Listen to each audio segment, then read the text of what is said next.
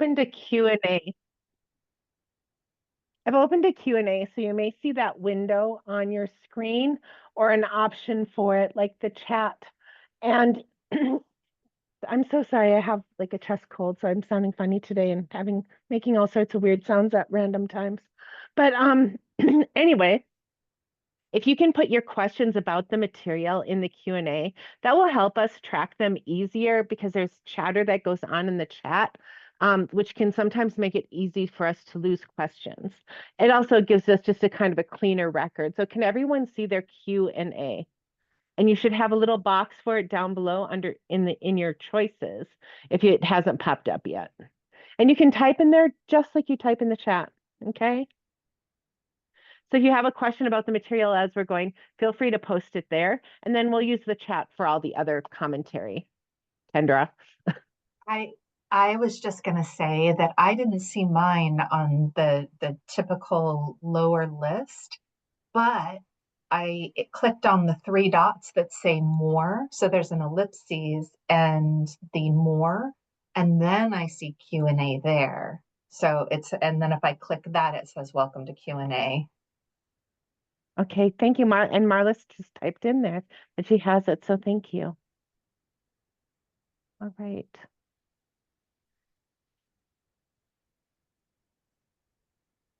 All right. So I'm going to start us off today with part D. And this was part of yesterday's session. And so in order to get everything else done today, go ahead, Linda. There you go. I wanted to quickly answer the question yesterday about the Part B penalty. Okay. Is that now okay to do that? Okay. Yeah. All right. So you asked if we were going to be covering the penalties further along in the training today, and we are not. We are not actually doing penalties as a whole in basic training. We're trying to keep this really kind of focused on just basic topics, but I did want to address the question. So for Part B, you will assess a penalty, which is 10% for each year that you did not sign up when you could have, but you have to have missed a whole year. So if you're late enrolling, but you still haven't been without it for a full year, they do not assess a penalty. Once you do get assessed a penalty, it stays with you as long as it never goes away. You keep the penalty. But that's how the penalty starts. So then Linda, you still, you could, just because you missed your initial enrollment date doesn't mean that you can go in and sign up anytime, right? You have to wait for another enrollment period. You can, right. So if you miss your enrollment period, then you have to wait to enroll in either a special enrollment period or during the general enrollment period. But if you haven't been without the coverage for a whole year or you've missed it by a year, you won't get a penalty. And then we have a question in the Q&A from Diana. She says that penalty is for Part B only. Correct. That is a Part B only. And it will be assessed to your Part B premium for the rest of the time you have Part B. And you will just end up paying that to Social Security as well. You can appeal if you think you were charged the assessed a penalty in error or that you shouldn't have it. You can appeal it. You have, I think, how long is it? 60 days from the date you get the letter that says you're being assessed a penalty to appeal it. And that goes through Social Security. So if you have questions or issues with the penalty, you would contact Social Security. But that's kind of it in a nutshell.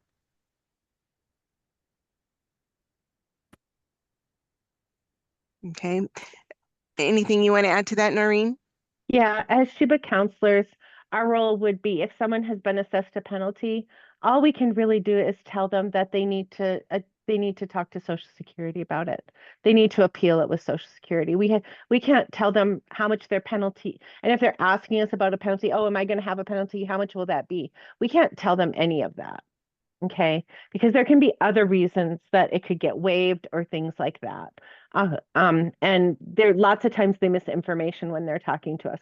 So if someone has questions about penalties, we really need to refer them to Social Security. Right.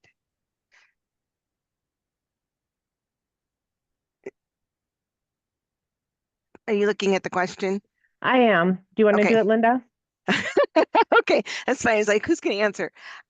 So once they've let it lapse and they have been without the coverage for a year, they're going to have to reapply. But yes, then they're going to get a penalty because they have been without it for a year.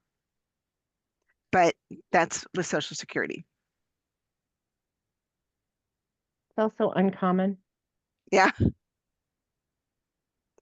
Yeah. I think the Part B penalty as a whole is pretty uncommon because people realize that because people go to the doctor and stuff, right? So if they've missed the initial period, they realize it pretty quickly and it's like, whoa, I need to get this. And so as long as they haven't missed it by a whole year, they're not going to get a penalty.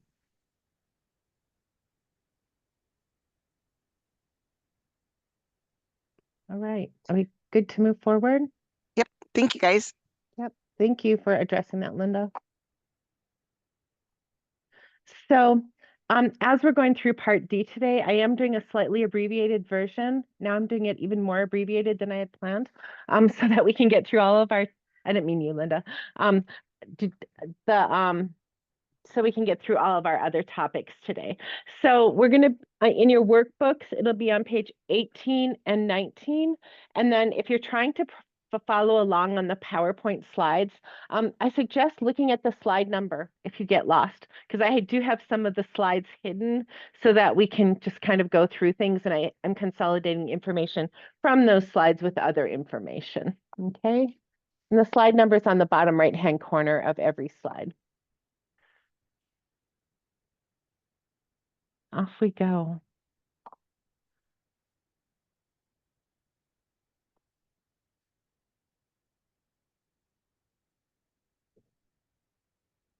Sorry, I'm having technical difficulties here. It's really operator error, not the technology right now, but all right. So let's talk about Medicare Part D.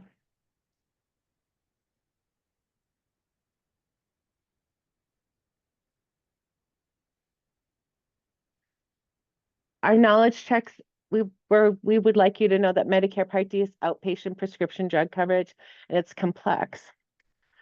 Part D coverage is provided through private insurance companies that contract with Medicare, so they're being paid to provide this coverage. And so everyone gets their Medicare Part D through a commercial carrier.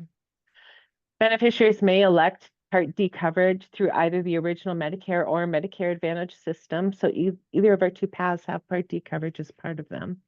Beneficiaries don't need Part D coverage if they have other creditable coverage. So there are replacements for this that people can have. The Part D premium varies based on many factors.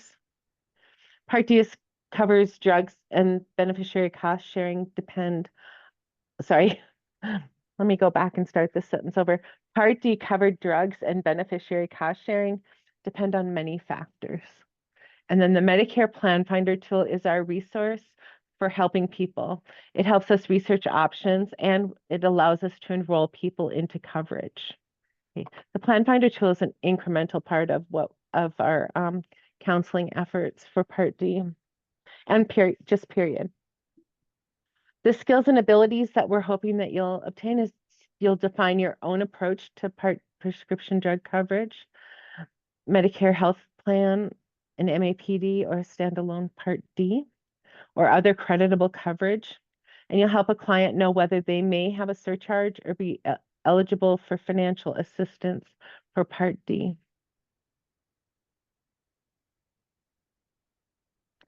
Andy asked, is there anything else for research options other than the Plan Finder? There's not really, no. And not that we use for Sheba counseling. There are some other tools out there that have to do with the insurance industry. We don't use those, okay? MAPD is a Medicare Advantage prescription drug plan. It's Medicare Advantage that includes prescription drug coverage, and we'll get into that a little bit more. All right. We're also hoping that you'll be able to explain to a client how to compare their coverage options for Medicare Part D coverage using the Medicare Plan Finder tool at the Medicare website. So the Plan Finder is on medicare.gov. Part D is prescription drug coverage for ongoing treatment. It covers prescriptions that are purchased from a pharmacy. I'm so sorry, I'm having problems with my screens. Hold on just a second.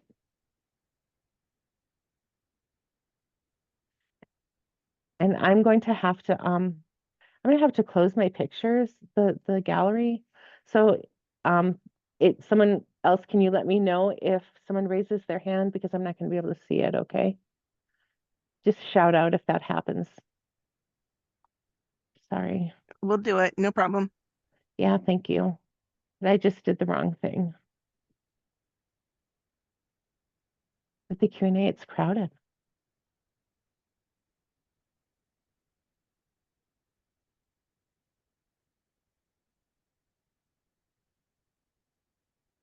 Sorry.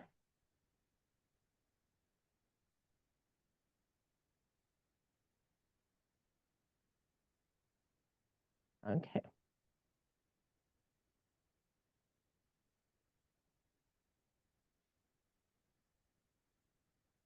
There we go. Sorry about that. So this is for prescription drug coverage. It's basically prescriptions that people and medications that people pick up from the pharmacies. It's for ongoing treatment. It's not medications that are administered as part of a hospitalization or in a doctor's office. The premiums for Part D coverage vary by the coverage that's offered. Like all other insurance, we're still talking about insurance, right? It tends to have if there's a higher premium, then it tends to have a smaller deductible and copays. If it has a very low premium, especially a zero premium, then it's probably going to have a high deductible and have more copays for the client. The premiums might be reduced by low income assistance, extra help, or increased for high income clients that are subject to IRMA, which Linda talked about a little bit yesterday when she was talking about Part B, right? That there's that IRMA premium, and they have an IRMA premium for high income earners for Part D as well.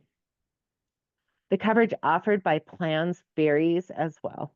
Plans have formularies, which are lists of medications that they cover. They need to cover some of every type of medication, but not all of every type unless medications fall into are part of 6 specific categories, which we'll talk about a little bit later. In 2025, there were some big changes to Part D coverage. There's no coverage gap. You might have heard of the donut hole or coverage gap. That's gone now. And there's a $2,000 maximum out of pocket.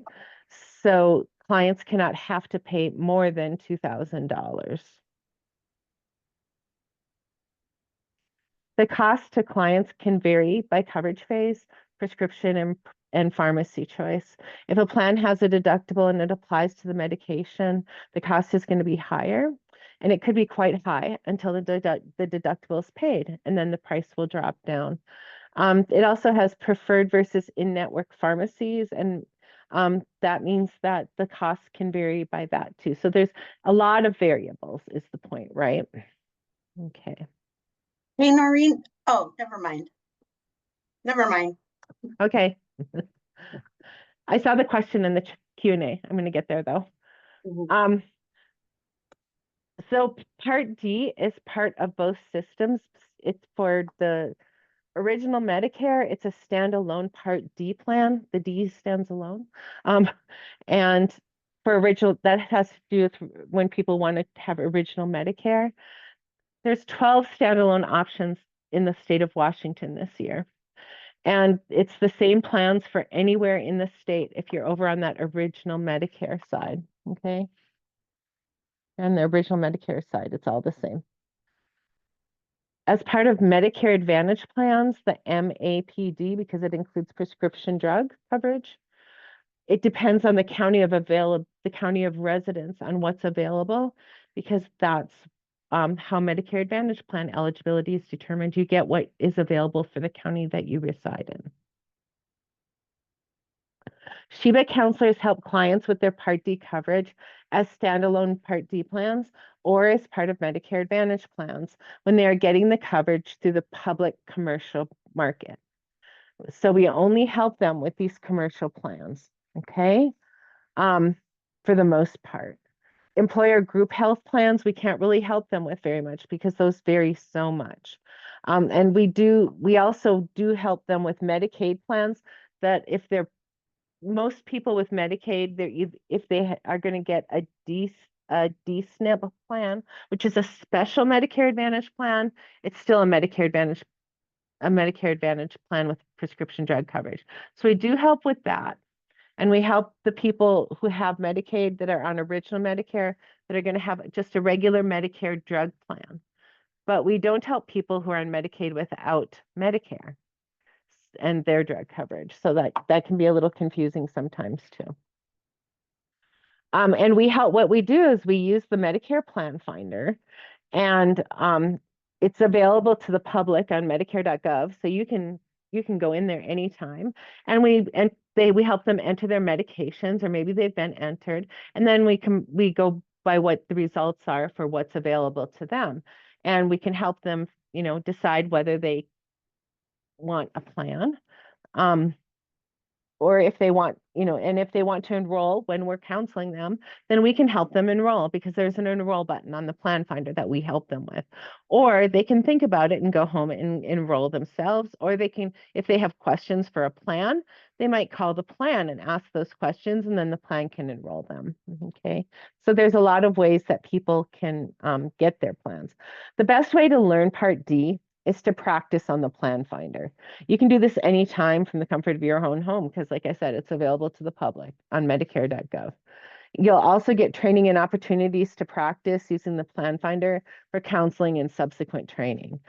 There's also a video showing key plan finder information, and it's really, the video is really created to point out the features of the plan finder, not necessarily show someone how to use it, but the features on it. On my Sheba, and the voice might be familiar for you because it's me. All right.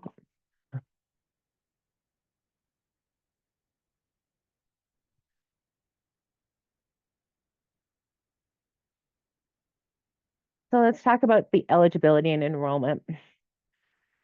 To get Part D, first and foremost, a person must be eligible for and enrolled in Medicare. They must have Part A or B. That means they must meet the eligibility requirements like citizenship and age, right? But first and foremost, they need to have Medicare, A and or B. Now, it doesn't have to be both. It just can be one. They must be residing in the U.S., like physically residing in the U.S., have residency in the planned service area. So if someone goes between Washington, or if it's a Washington resident who goes to Arizona, they cannot get an Arizona plan if they're a Washington resident. Okay, it has to be their area of residency. They have to agree to the plan's terms. There's a box, check the box to agree to the plan's terms, and enroll in the plan during a valid enrollment period. So what that means is that people can enroll in a Part D plan during their initial enrollment period. That same 7-month window that we were looking at yesterday to enroll in Part B.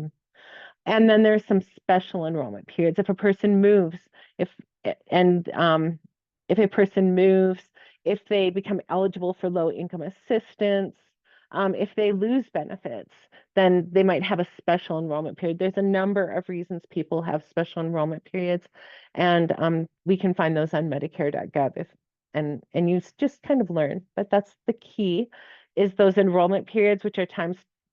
Medicare is all about enrollment periods. The timing focuses on when you can make changes or add, and those are always called enrollment periods, and so it's the same one for Part D.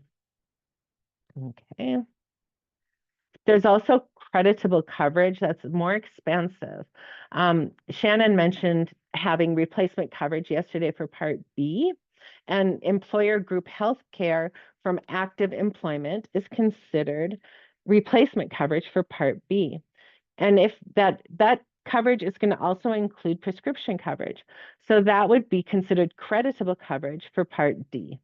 Okay, TRICARE is creditable coverage. It's not offered through Medicare, but it's covering prescriptions as well or better, actually better than Medicare plans do. Indian Health Service, Department of VA, there's others, COBRA, and some others that can count as creditable coverage. Now, the important note is like people using Indian Health Service for their medical or the VA or COBRA, that doesn't count as a replacement for Medicare for Part B, but it does count as coverage for Part D, as creditable coverage. Part D enrollment is optional, but a person may pay a penalty if they don't enroll when they're first eligible and don't have creditable coverage for the entire period they could have had Medicare Part D coverage. So let's talk about that person. Yesterday, we talked about how people might start their Part A when they're 65 in their initial enrollment period, and then keep working until they're 67 because they want to keep working until they reach their full retirement age, which is the case right now. People who are turning 65, their full retirement age is 67, right? Well, as long as they keep working and have active employer group insurance, they have that creditable coverage for those 2 years. And then they go on Medicaid, they're not going to have a penalty at all. Okay. But if they only worked for a year and they thought that they would wait on their Part D and their Part B until, I don't know, 6 months down the road, okay, for some reason, then they could have a penalty for that 6 months period that they went without that coverage, that they didn't have the other coverage. Does that make sense to everyone? Okay. The Part D penalty is based on month by month. The Part B, as Linda just explained, is based on the year. It's 10% per year that you go without Part B. Part D is about 33 cents a month. It's based on 1% of the average national premium. It's like this whole formula, right? Well, it usually comes out to somewhere between 32 and 34 cents a month. So let's round that to $4 a year. Is for if you go for each year that you've gone without coverage, it's going to be $4 per year. And oftentimes where we see this is with the older people who came on Medicare before there was Part D coverage, and then they thought, well, I don't need this. And then now they're, 85 or 90 and they're taking medications and they've been without Part D, and they could have like a $50 penalty.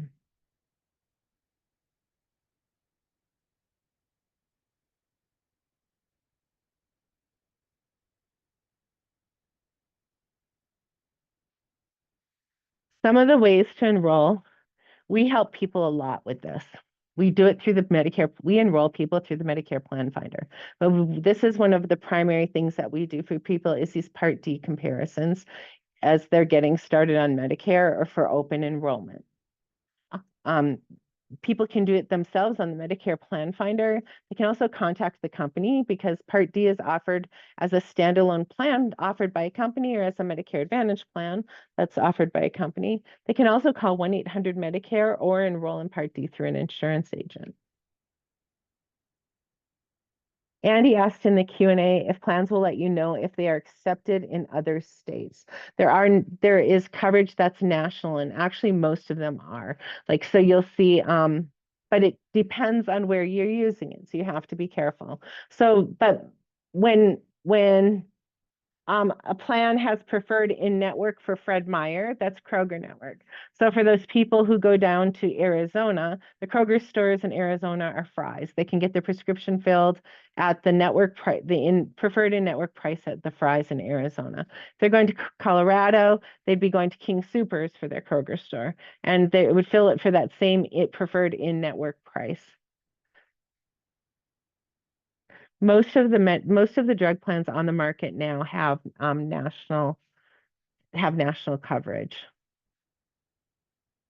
because you're using major network at major network pharmacies.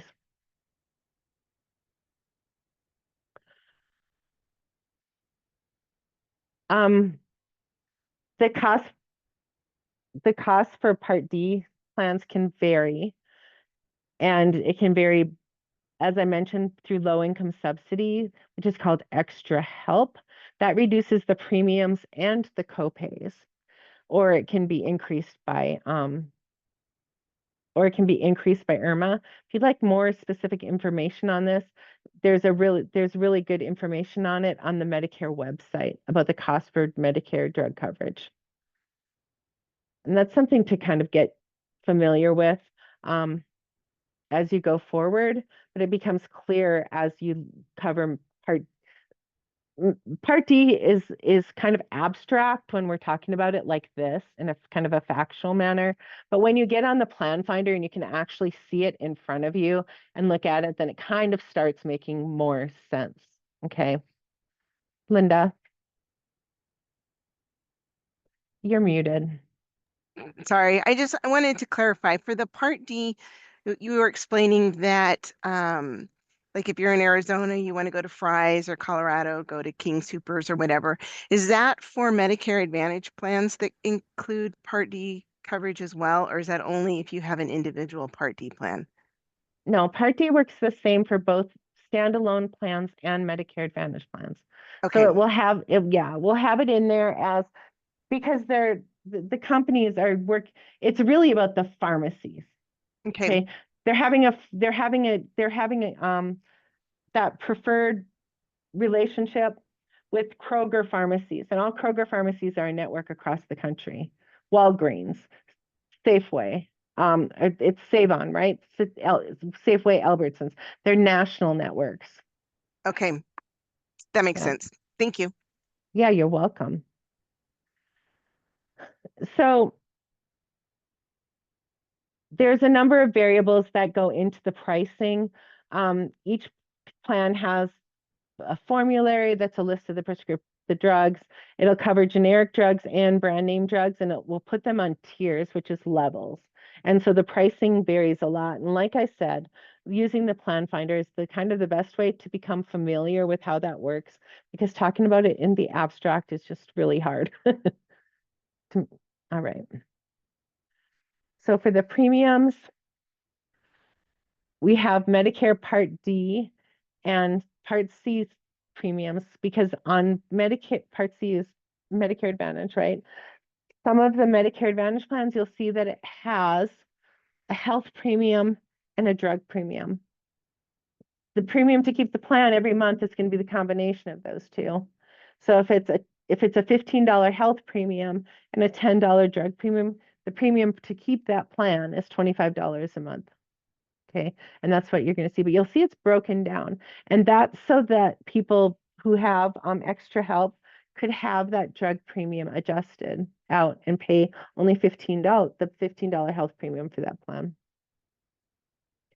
They have market rates, which are regulated by CMS, and then they go above, and they can go above and below that by offering it's called a benchmark, and that is what's set for the low income assistance too. It's around $42, I think, a month this year.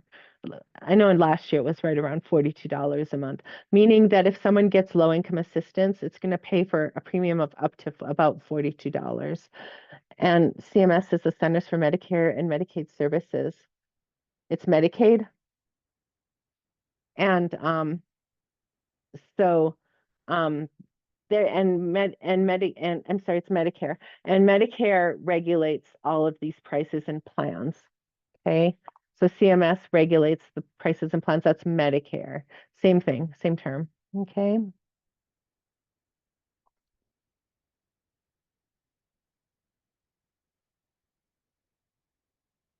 So we have assistance that can be applied to plans, and then we have penalties too.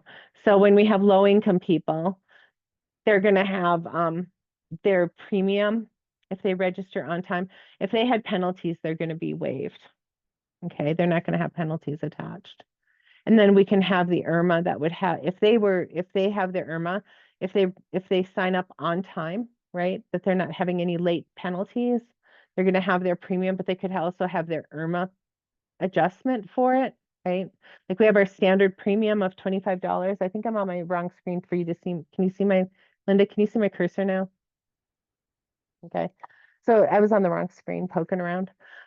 So if your standard premium is $25 for the total, and you're going to have a late penalty attached, let's just say it ended up being $10, then they'd be paying $35 a month for this plan.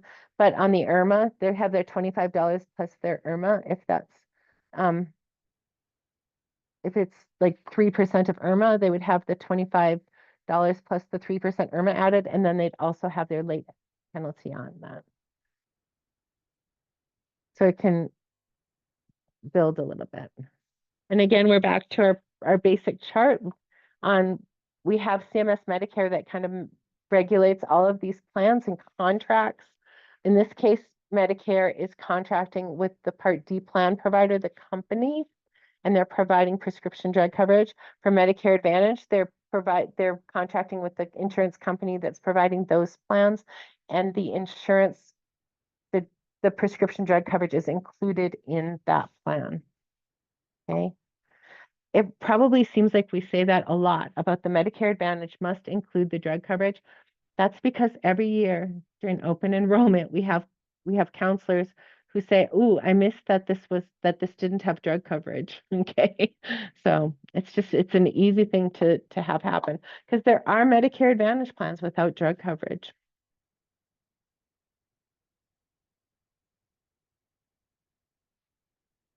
Okay. So here's where you're going to see a lot of change in the slides because we've talked about a lot of it already. So Medicare Part D plans have 3 phases. The first one is the deductible. The deductible can be up to $590. It generally is applied to brand name drugs, maybe high tier drugs, okay? And then you have the initial coverage phase. The initial coverage phase is when the deductible has been met and the plan is providing most of the coverage, okay? Once a person's out-of-pocket costs total $2,000, they get to stop paying for their prescriptions, and they still get the coverage. That's called catastrophic coverage, when people have no copays anymore because they've paid a high enough amount. This year that's $2,000, and it actually can be less. On the plan finder, you'll see that there's some plans that have enhanced benefits, and they'll pay like a portion of the cost, so they have lower copays. And an example, we talk about how, like, I like to use parallels to regular insurance, right? So there's a zero premium drug plan. Person has to pay nothing to have this drug plan, but they have a $590 deductible. So if they take an expensive medication like Eliquis, they're going to be paying the $590 plus a copay their first month, or $700. And they're going to have to pay the entire $2,000 of the maximum out of pocket. But there's another plan that's an $82 a month plan. Now remember, $82 a month, they're paying over $1,100 a year just to have their drug coverage, right? That has 0 deductible and it has lower copays. So a person could actually pay less over the course of the year with that $82 a month plan if they have high cost medications than with the 0 premium plan that's going to have higher costs for them at the pharmacy. And on this slide, it has those 6 protected classes. I said that they did earlier. I said that they need to cover some of every kind of drug, but not necessarily all of every drug. But there's 6 protected classes: the immunosuppressants, the antidepressants, the antipsychotics, the anticonvulsants, the antiretrovirals, and the antineoplastics. You don't need to memorize that. You don't need to memorize any of this, because the plan finder is going to tell you if it's on the formulary. The plan finder is going to tell you if there's limits on how much they can get. The plan finder is going to tell you if there's step therapy to get a medication. In other words, that they have to maybe try a lower cost generic before they're allowed to get to that. Or it may say that it's not covered, and a person would call the plan to see if they sometimes it will say it's not covered because it isn't without step therapy. And then the person would call the prescription,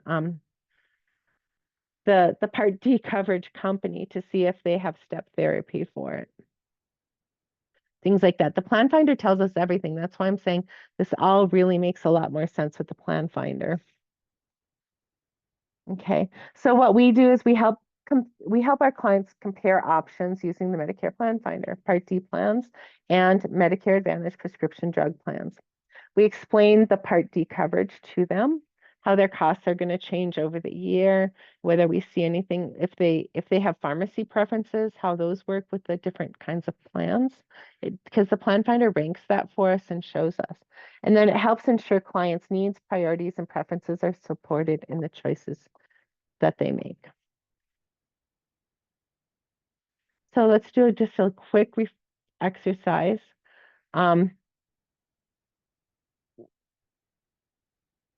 Of this is a little bit hard. Let's just skip to the number 2.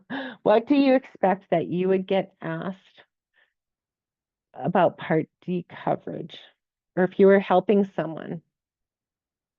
And what do you think that you would need from them in order to provide good information on Part D coverage? I could speak to my own experience on that, if that's okay. That would be great. That'd be lovely. Yeah. Thank you, Mark.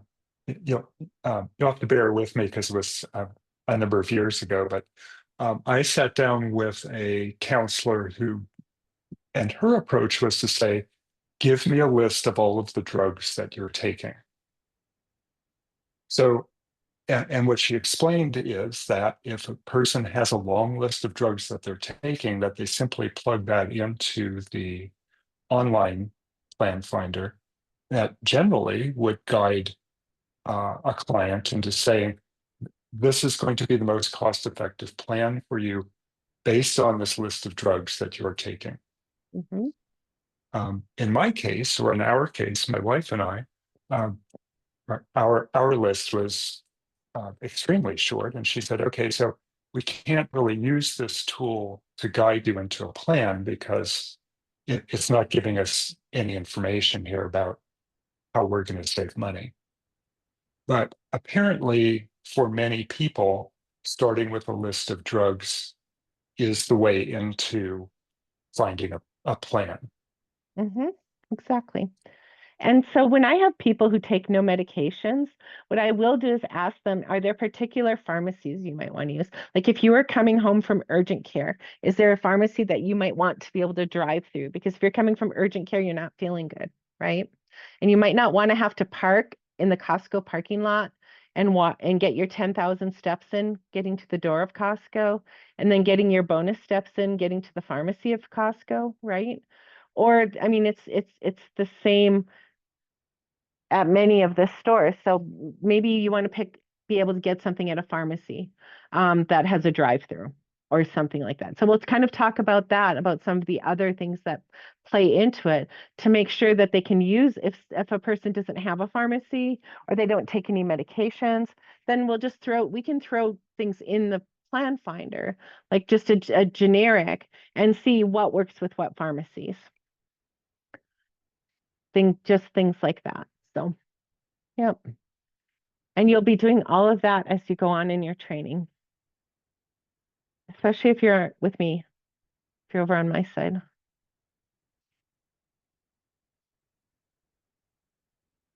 Okay. That list of drugs, when anyone comes to see us, we ask them to bring their Medicare card and their list of prescriptions that they're currently taking. That's where we start. I have a question that somebody might ask. Uh-huh. How do I want to ask it? My penalty for my prescription, Part D, how long do I have to pay that? Forever and ever, amen. Yep. As long as you're going to have Part D coverage, it's till death do you part, or till D do you part. So you don't reach like a certain point and then you're like, no, just from then on forward. Yep. So we have a lot of people who don't want to get Part D coverage because they don't take any medications.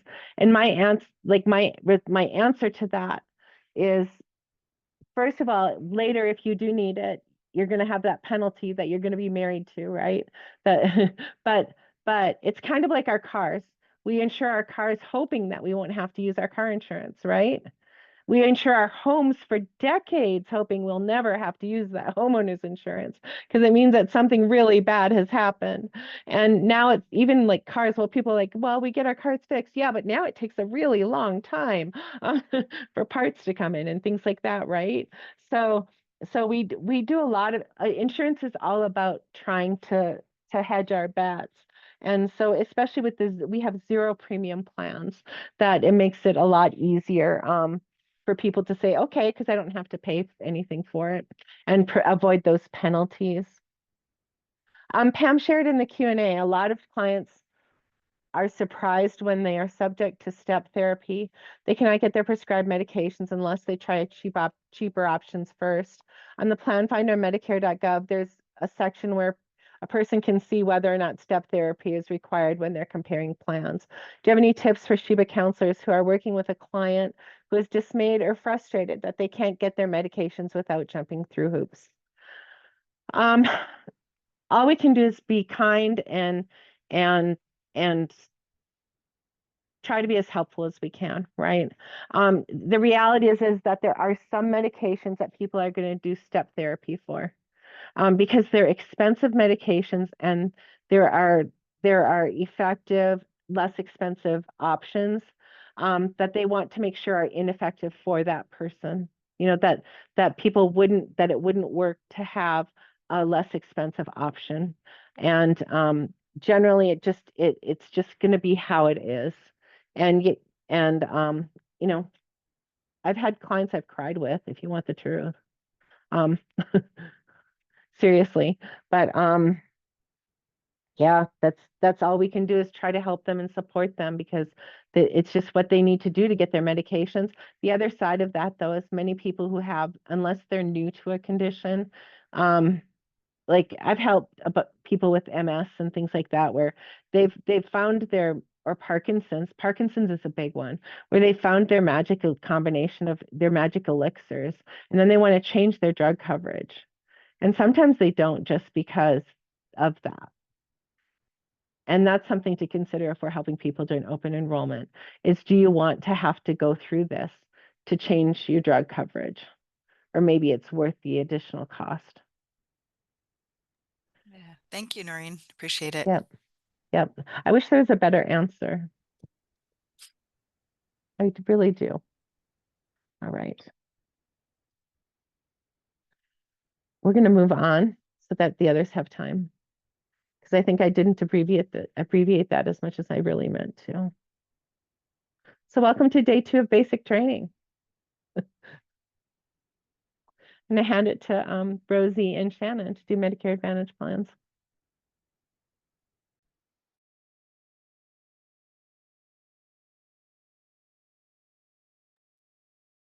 Thank you, Noreen. Let's see, if you would stop sharing your screen and then I'll share mine and then I can move the slides forward. Thank you.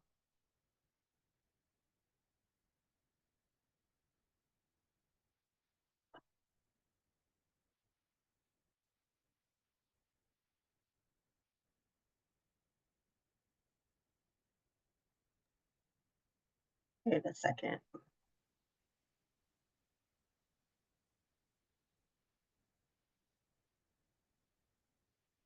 Okay, having a little bit of a senior moment, I guess is what they call them.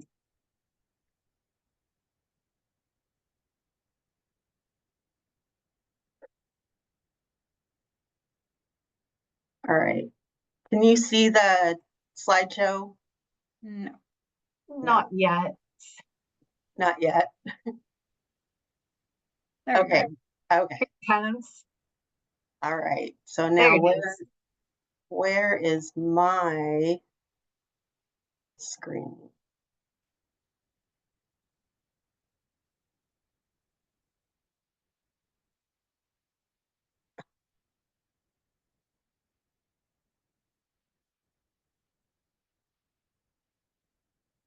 Let me try this one more time.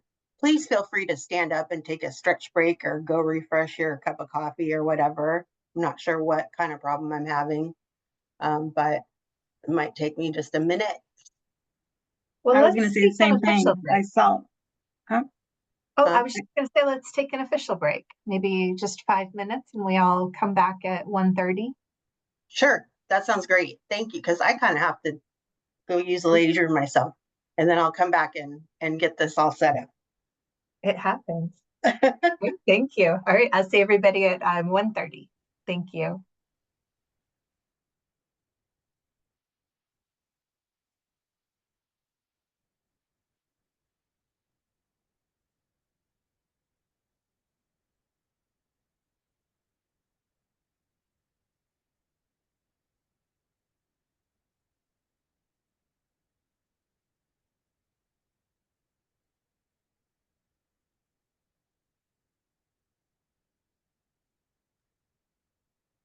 Linda, I'm glad you're staying on camera because you were my mood indicator as that's going through. I could kind of see you because you're over to the right-hand side. I could see Sean's arm. I kept seeing the stripes on the sleeve of your shirt. It's like, okay, he's still sitting there, so I can't be doing too bad. No, just kidding. Oh, you're all good. I'm just trying to see if I can.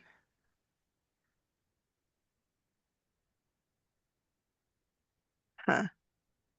I was playing with the buttons. I was trying to figure out how I'm going to get the sections up when it's my turn.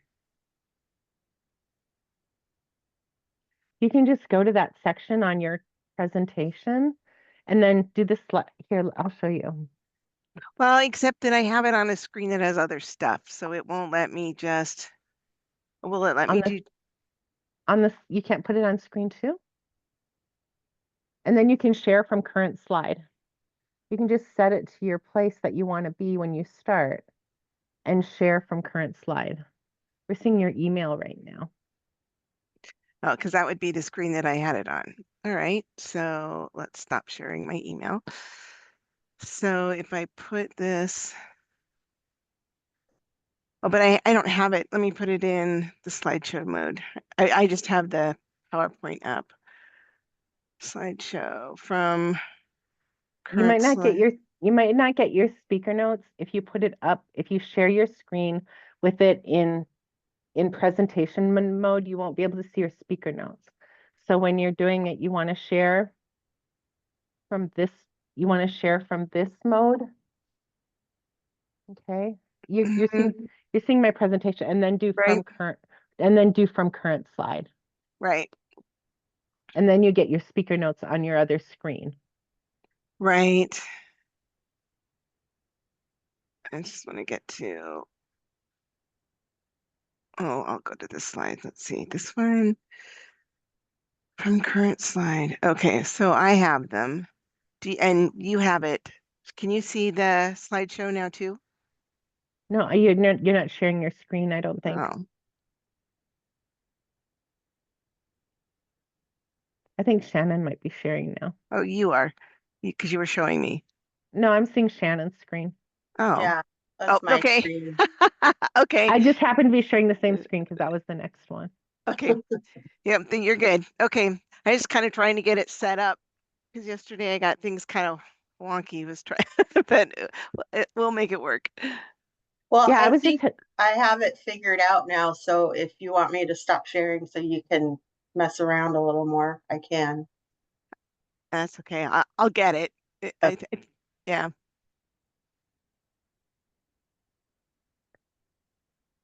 Yeah, I was having the same problem, Linda. Exact same problem. So I'm glad Kendra was here to suggest a real break. Yeah. Hey, I'm always good to suggest a real break. That made me want to go get one of those little Dole treats out of the fridge. I might go do that. So I was gonna say I need to run. I'm gonna need to run once they get started for a few minutes. But okay, I'll be here if you guys need a backup while Noreen is. I'm only gonna go just for a minute. I just need to No, that's fine. I just run and take care of my water and things like that. yeah. Well, it might be 4 minutes. So, but there's two of them. But yes, I am here if they need something too. okay, I'm going to step away for about 5 minutes. I'm going to take my 5-minute break. All right.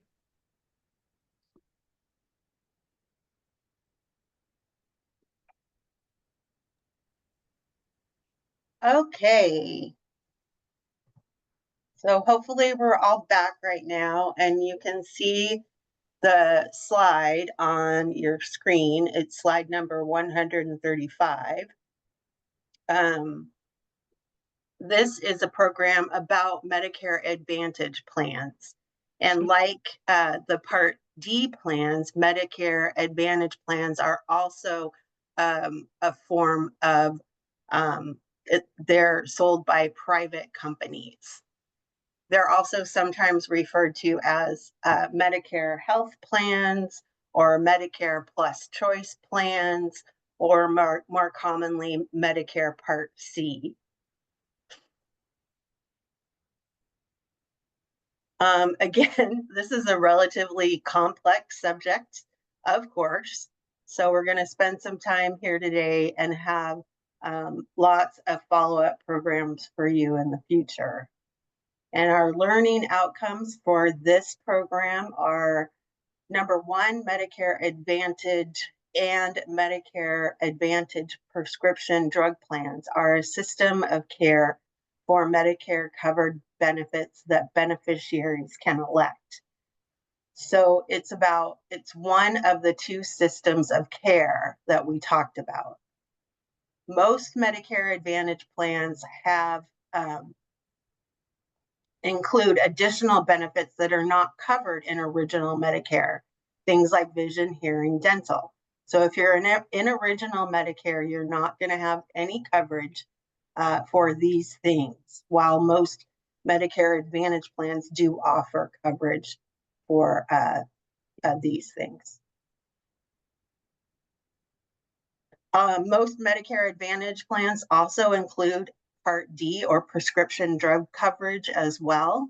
And beneficiaries can elect Part D coverage through either original Medicare or the Medicare Advantage system, but they cannot mix and match.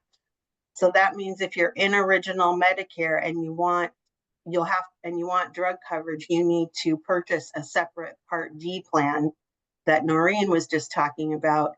If you're in the Medicare Advantage side and you want drug coverage, you need to select a Medicare Advantage prescription drug plan, or what we call MAPD plan. Medicare Advantage plans are managed care plans that require or incentivize members to use a provider network and comply with other forms of cost controls like prior authorizations. These plans have a defined service area requirement for enrollment, just like Part D, and typically that's by county. And Medicare Advantage coverage is through private insurance companies that contract with Medicare. And these are annual contracts that may or may not be renewed year over year. So this past year, we had a lot of changes in the Medicare Advantage plans that were being offered. Some of them left, some of them changed what counties they were serving, etc. So that's why we had an unusually busy period this fall. And then also, since they're renewed every year, it's typical that benefits can change year to year. So that's why it's so important that we encourage our beneficiaries or our clients to review their plans annually. So we would like for you to know also that the details about covered benefits and limitations require careful reading of plan documents. We talked about the evidence of coverage form and the reality that most beneficiaries don't or won't read those documents. And that is absolutely in our scope for us to help them read and understand those notices. Enrolled members receive notices of significant changes, including a document called the Annual Notice of Change, or ANOC, that gets sent out before the open enrollment period in the fall.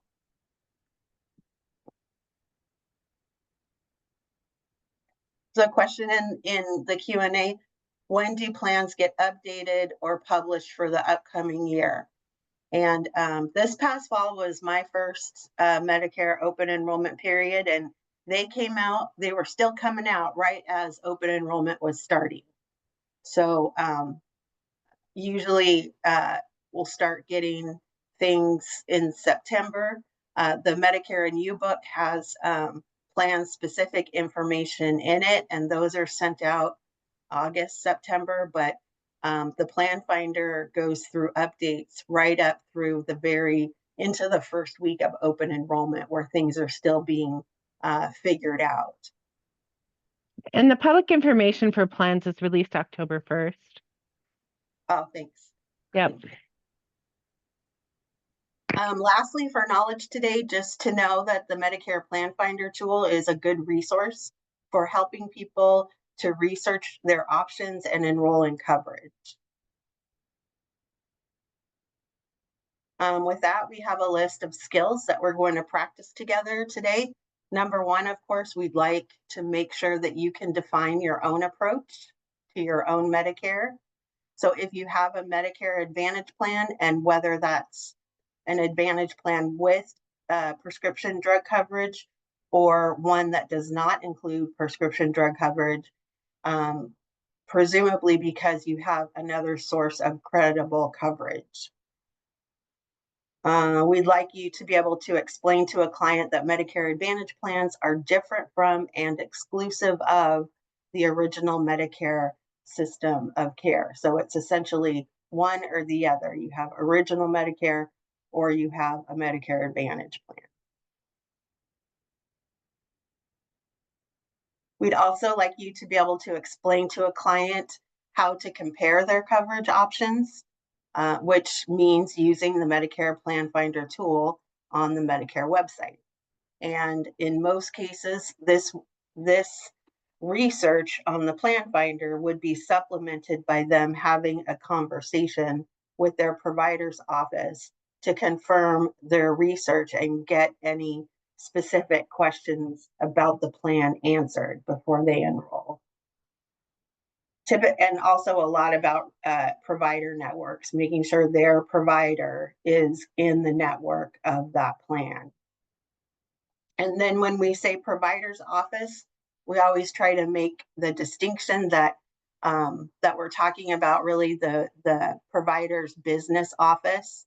Healthcare providers may or may not know about which plans they are contracted with. So it's really those people that work in the business office that can answer questions about what plans a provider will take.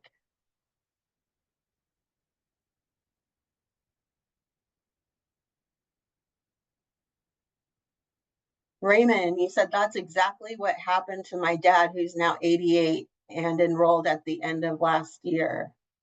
Oh, that was from a little while ago. Okay. All right, let's begin with eligibility and enrollment for these plans. Very similar to what we went over in the Part D, with some distinct differences. So eligibility for Advantage plans depends on, of course, being eligible for Medicare. And then generally a person has to be enrolled in both Medicare Part A and Part B to be eligible for an Advantage plan. So for the standalone Part D plans, you had to have either Part A or Part B, but for Medicare Advantage, you've got to have both Part A and Part B activated. And then people need to reside in the service area for that Medicare Advantage plan, and of course, comply with the rules and enroll in time during a valid enrollment period. For Medicare Part C or Medicare Advantage, we have the ICEP, which is the initial coverage election period, which is almost identical to the IEP, and I'll go over the difference here in a minute. This is because you do need to have Medicare Part A and Medicare Part B, and it is common for people to defer Part B enrollment, typically if they're working or not working, but have access to benefits through a covered spouse, for example. So the initial coverage election period always begins 3 months prior to the date an individual has both Medicare Part A and Medicare Part B for the first time. And in this way, it is exactly like the initial enrollment period that we talked about yesterday. So the difference really is that it ends on either the last day of the second month after the month in which they were first entitled to Part A and enrolled in Medicare Part B, or the last day of their Part B initial enrollment period, whichever is later. And it's so similar. Very rarely is it going to come up that it's going to play out different than the initial enrollment period. So like I was saying yesterday, I don't know why I guess I understand why they made this distinction, but it just gets confusing. So you might not ever hear ICEP again.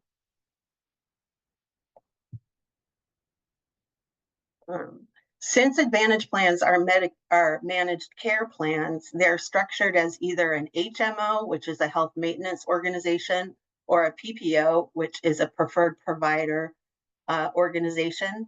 If a client is enrolling in an Advantage plan and wants drug coverage, they must enroll in a Medicare Advantage prescription drug plan or an MAPD plan, because they cannot have an Advantage plan and a standalone Part D plan.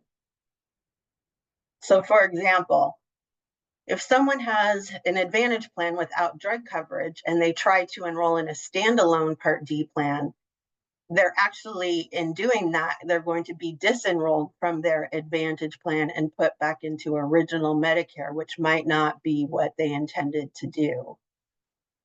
This is another example of why it is so important to be very clear about what kind of insurance the client already has.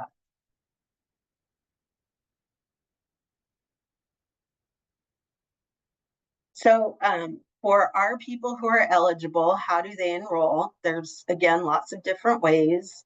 It is definitely in scope for you as a SHIBA volunteer to enroll people with their fully informed consent using the Medicare Plan Finder tool. Other alternatives are through 1-800-MEDICARE or the Medicare website, or they can call plans directly or go on the plan's websites directly and enroll, or some people work with a licensed agent or broker. So covered benefits and costs of Medicare Advantage. So the first point to make, of course, is that there is so much variation. Like everything else Medicare, it's very difficult to generalize. And realistically, it simply takes the technology, like the Plan Finder tool, to sort this out, or at least to get started. And this can be further complicated by the reality that sometimes an individual insurance company will offer different plans in the same service area, or different plans from one service area to another, or that the cost for services could be different for different plans, or county to county. So if you have a particular plan and your friend in the neighboring county has the same plan, it doesn't mean that they're identical. It could vary. Things can vary. So it's just to say it's going to be difficult to generalize to be able to say which plan is better or which plan is more likely to cost more. It just depends so much on personal circumstances and That's why the technology is going to be your friend in this. So here's a slide we've seen before. So in general, Medicare Advantage plans are an alternative system of care to the original Medicare program. It is important for people to understand that this is a separate and distinct system of care. And although people still receive Medicare Part A and Medicare Part B covered services and pay for their Medicare Part B premium, these plans are substantially different in the way that they typically do include prescription drug coverage and other benefits that are not part of the Medicare program, like that dental, vision, and hearing. So we've seen this slide before too. This is just to illustrate that Medicare Advantage plans are offered through private insurance companies that contract with Medicare. So the providers, meaning the doctors and hospitals, are paid by the insurance company and not by the federal government. And so I'm sure you're aware that provider networks are an important feature of Medicare Advantage plans.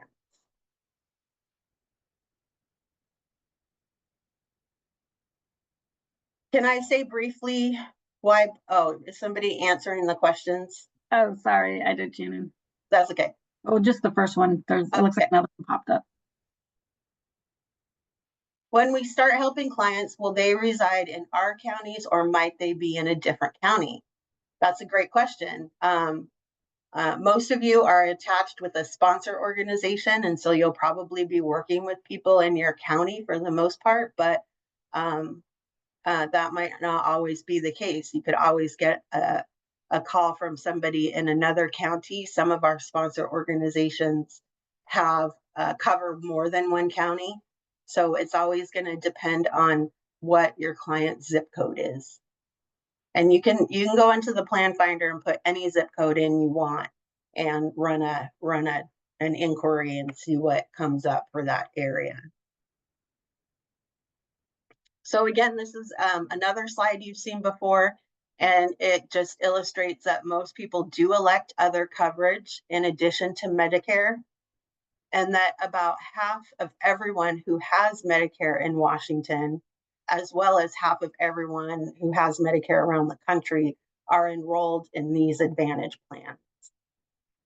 And then some of these relate to retiree health insurance coverage, some are commercial market plans, and some are those offered through the Medicaid program. So this is our slide of 2 systems, 3 markets, and 4 parts. So again, it's going to be very important when we're having a conversation with someone about their particular insurance or their particular Medicare Advantage plan to help them to get oriented to which market they are enrolled in or which market is the one that's supporting their enrollment in the Medicare Advantage plan. And as you can see, there's a lot of diversity in the Medicare Advantage program beyond just the covered services.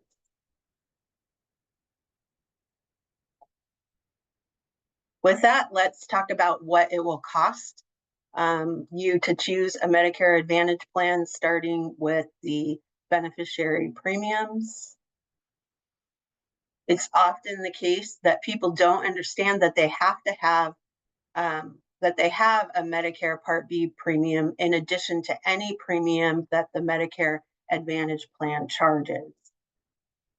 It can happen that when people read or hear that they can get a Medicare Advantage plan for a $0 monthly premium, they kind of skip past the idea that that does not mean they do not have to pay their Medicare Part B premium, that premium that usually comes out of somebody's check, and it's $185.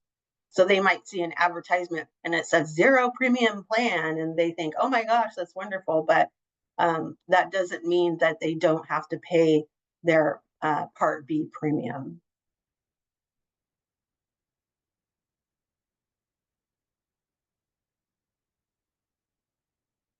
So for today's program, as we move forward in this, we're going to focus on the Medicare Advantage plans that are available in the commercial market. We absolutely will return to talk about Medicare Advantage plans for beneficiaries who have Medicaid or Medicare Advantage plans for people who enroll in retiree health insurance programs. But today we're focusing on those commercial market Medicare Advantage plans, in which two of our personas, Lupe and Jamal, strongly favor. So this is the last slide for this part, and then I'm going to turn it over to Rosie. And so again, just to reiterate that almost everything about Medicare Advantage plans vary, including the costs associated with the plan. And there are subsidies for people who have a lower income. And by virtue of qualifying for those subsidies, the beneficiaries also have either a modified or enhanced plan design, by which that means that they have access to more benefits at less cost. So we're talking here about people who have Medicaid and Medicare, and that we'll be talking more about that in the last part of the program today. And you'll hear us refer to those people as dual eligible individuals. And any questions? Does anyone have any questions that they want to just jump in and ask before I turn it over to Rosie? Okay, well, thank you very much. Appreciate it. And I will stop sharing. And I will start sharing.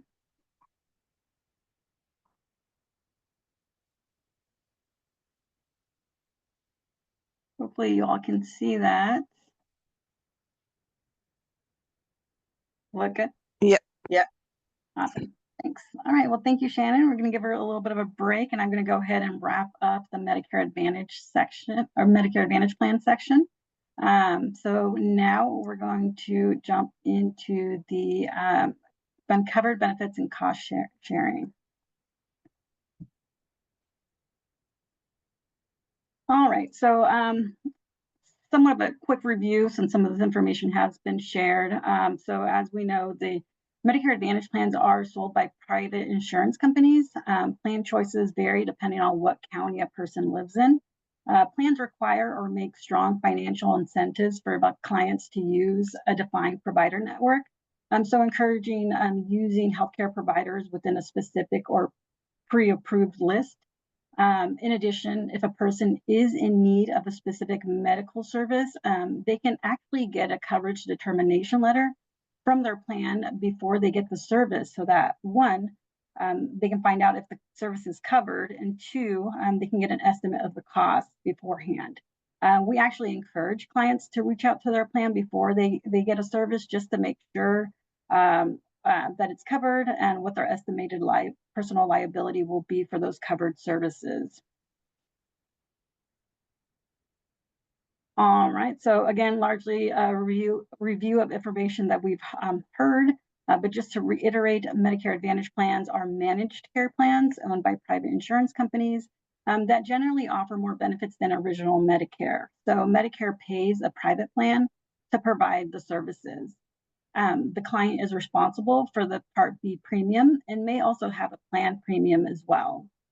A Medicare Advantage plan must provide the same covered benefits as original Medicare, so it must consist of Parts A and B. However, the rules of the Part A and B benefits can vary. Medicare Advantage plans have an annual maximum out-of-pocket limit to protect clients from the catastrophic health costs. And most Medicare Advantage plans include Part D prescription drug coverage, as Shannon mentioned earlier. And many include extra benefits like vision, dental, hearing, and other services like gym membership, transportation services, or meal benefits. So they can often be very appealing to individuals depending on a person's needs and or wants. If a beneficiary's, it is a beneficiary's responsibility to refer to their plan details for exact benefits on what exactly is covered, what their liability will be, and to learn about exclusions and limitations. And so when meeting with the client, it's important to always inquire whether they're receiving any kind of financial assistance, because it will have an impact on what their options will look like. So if you're using the Medicare Plan Finder tool, as you'll see on the screen here, there's a snapshot of one of the pages, the early on questions that are get asked. You'll want to indicate whether the client receives any help from the assistance programs that are listed on the screen. So they might be receiving Medicaid benefits or supplemental security income. They might have a Medicare savings program or getting extra help with drug costs. They're just noting that we'll cover the assistance programs towards the end of today's session. So by entering whether a beneficiary is getting help with their Medicare, health, or drug costs into the Plan Finder, it'll generate a more accurate cost information. And so when you search for and compare plans with the client, it'll have a more accurate reading. Because again, results will be different. There will be different plans and benefit options for people who qualify for some form of public assistance than there will be for individuals who don't qualify or receive any kind of financial assistance. Like when it comes to what a beneficiary will pay for cost share, premiums, deductibles, copays, all that can be different. So if a person is not receiving assistance, then following with a couple of questions to help determine whether it's worth encouraging them to apply for extra assistance is always a good idea. And then depending on their responses, you may potentially even help them submit an application. All right. So there are different types of Medicare Advantage plans. The image on this slide is from the Medicare website, which shows that overall, Medicare charters 5 different kinds of Medicare Advantage plans. However, in the state of Washington, we only have 3 different kinds, which are called the Health Maintenance Organizations, or HMOs, Preferred Provider Organizations, or PPOs, and Special Needs Plans.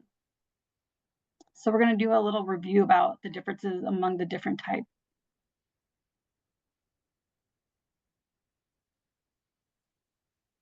All right, so when it comes to special needs plans, there are a couple of different kinds, but the most common that you'll likely encounter as your work as a volunteer advisor are those that we refer to as dual eligible special need plans, or DSNPs. DSNPs are plans designed for people who have both Medicare and Medicaid services. So we refer to those clients as dual eligible clients, as Shannon had mentioned earlier. You'll also learn about dual eligibility and coverage and future training and learning opportunities, but for now, you'll just want to be able to distinguish the different types of plans. Additionally, provider contracts with Medicare Advantage plans are a pretty big deal. So it's important for beneficiaries to be aware of whether the services that they need are in network or out of network. This can be done by reading the plan details and consulting with the provider office to verify the type of plan that they require. So in terms of things like prior authorization or whether a referral is needed for specialty care. So we'll talk now a little bit more about the common types of plans here in Washington State. So again, we're talking about the HMOs, the HMO POS, which is a point of service option that's available in that plan, and then preferred provider organization plan. So we'll start with the HMOs. Here's a link on this slide to the Medicare website that you can use. It explains, it has a description of the HMO plan, what it is, and a review of the features from their perspective. I'll post the link in the chat when I'm able to in just a moment. Or I don't know if I can. I might have to do it to put it in the Q&A section. So in general, an HMO plan is the most restrictive kind of plan because generally a person is either going to use a provider in the network or they're going to need a referral. otherwise, their service or services won't be covered. Except, of course, when it comes to emergency situations. So when visiting an emergency room at the hospital, out of area urgent care, or temporary out of area dialysis. So in any emergency situation, care is provided, even if the hospital is out of network. So a person is typically covered at an in-network rate, and won't be charged more than what their cost sharing amount is, so typically. So distinguishing the different plan types can get a little tricky sometimes because some individuals don't necessarily understand the differences between them. So as a SHIBA advisor, when comparing plans with the client, it's always good to explain the different types to them, because the one that they decide to go with will have an impact on them in terms of using out-of-network providers, which will later result in either having to pay a portion of cost for their services or paying an entire medical bill. So quite a difference there. All right, next we have the HMO POS, or point of service plans, which are the less well-known and less common plans. So an HMO POS plan is a bit of a hybrid that combines features of both HMOs and PPOs. Because in some cases, you can see doctors or use other kinds of healthcare providers outside the network, but at a higher cost. So only really if you're willing to pay a bit more. So in a way, this is kind of like the companies trying to have benefits like an HMO, because from the company's perspective, they might think that HMOs have a stronger cost control or stronger utilization measures, while also appreciating that a lot of people don't want to feel so restricted when it comes to their medical care. It's also kind of like they're competing with standard PPO plans as well for similar reasons. So when working with a client who has a provider that they prefer to receive care from or are currently receiving care from, it's a good place, or it's a good idea to counsel them to do their due diligence and verify whether the provider is part of their network or not, especially if they're looking into switching plans in the future. All right, and so now we move on to prefer the PPO plans. Again, there's a link for the Medicare website that has the explanation and a review of the features from their perspective. All right, so preferred provider organizations, or PPOs, have networks of doctors, other healthcare providers, and hospitals. Generally, a beneficiary will pay less if they go to providers and facilities that belong to the plan's network. However, beneficiaries do have the flexibility of going to out-of-network providers as well for covered services, but they usually end up paying more. So you might think that it's somewhat similar to the HMO POS plan in a sense. However, the HMO POS plans typically require that a beneficiary will need to assign a primary care physician and requires referrals, whereas the PPO plan does not. So in general, a PPO plan is the most lenient compared to an HMO and HMO POS. One of the main reasons being that, again, no primary care doctor needs to be chosen, nor are referrals needed to see a specialist like you typically would need with an HMO. So really what mostly distinguishes an HMO from an HMO POS compared to a PPO really is the network of providers that they're connected with.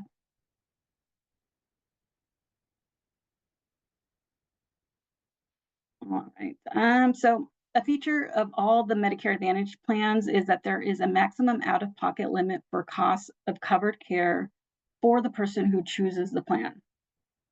There is often one limit for medical care and another limit for prescription drugs.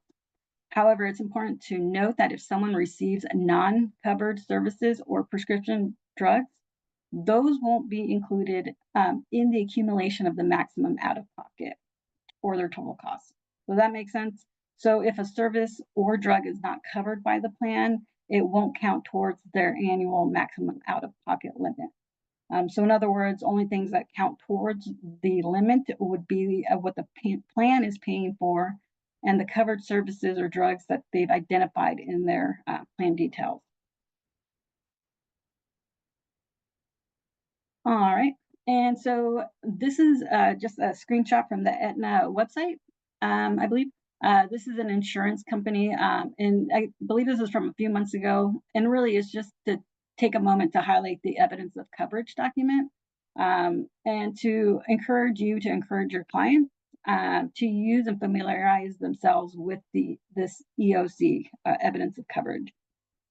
As you can see on the screenshot, there are a variety of other documents that are available to beneficiaries, but the EOC is known to provide a more details than the summary of benefits, and is going to be much clearer to understand. So just a tip there that was provided to share with you all, that the evidence of coverage document is one that is highly recommended to refer to when needed. All right, so a little bit about the commercial market plans and what's been going on. So one of the aspects about the commercial market Medicare Advantage plans is that they are run on annual contracts. And so as some of you may have heard, so last fall, about 60,000 people in Washington state got a notification saying that their insurance plan was no longer going to be offered in the county that they lived in at the start of the new year, so January of this year. So so that they would need to find a different plan come January. So as you can imagine, that was a bit of a shocker and very super upsetting to many individuals. So the Shiva program as a whole spent a lot of time trying to counsel those individuals about their options and what their rights were, and really just overall helping them navigate those changes and helping them find coverage that would that best suited them. So I think this example serves as an important reminder that this sort of situation can happen to anyone.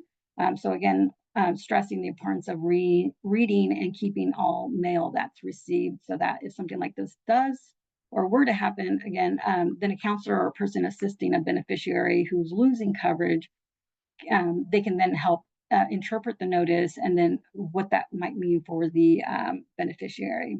So really, long story short, during the fall, it was announced that some plans were dropping coverages only in certain areas, or some were leaving the state entirely, and then some changed their plans to fewer different options.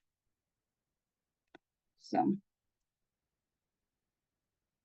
in addition, so CMS is making rules right now for next year related to provider contracts and marketing and the way that agents and brokers are compensated, et cetera. So as well as rules around things like artificial intelligence and hospital discharge planning. And of course, there's always the annual changes that Medicare makes to Medicare insurance as well. And unfortunately, a lot of that doesn't actually get revealed until between August and October timeframe.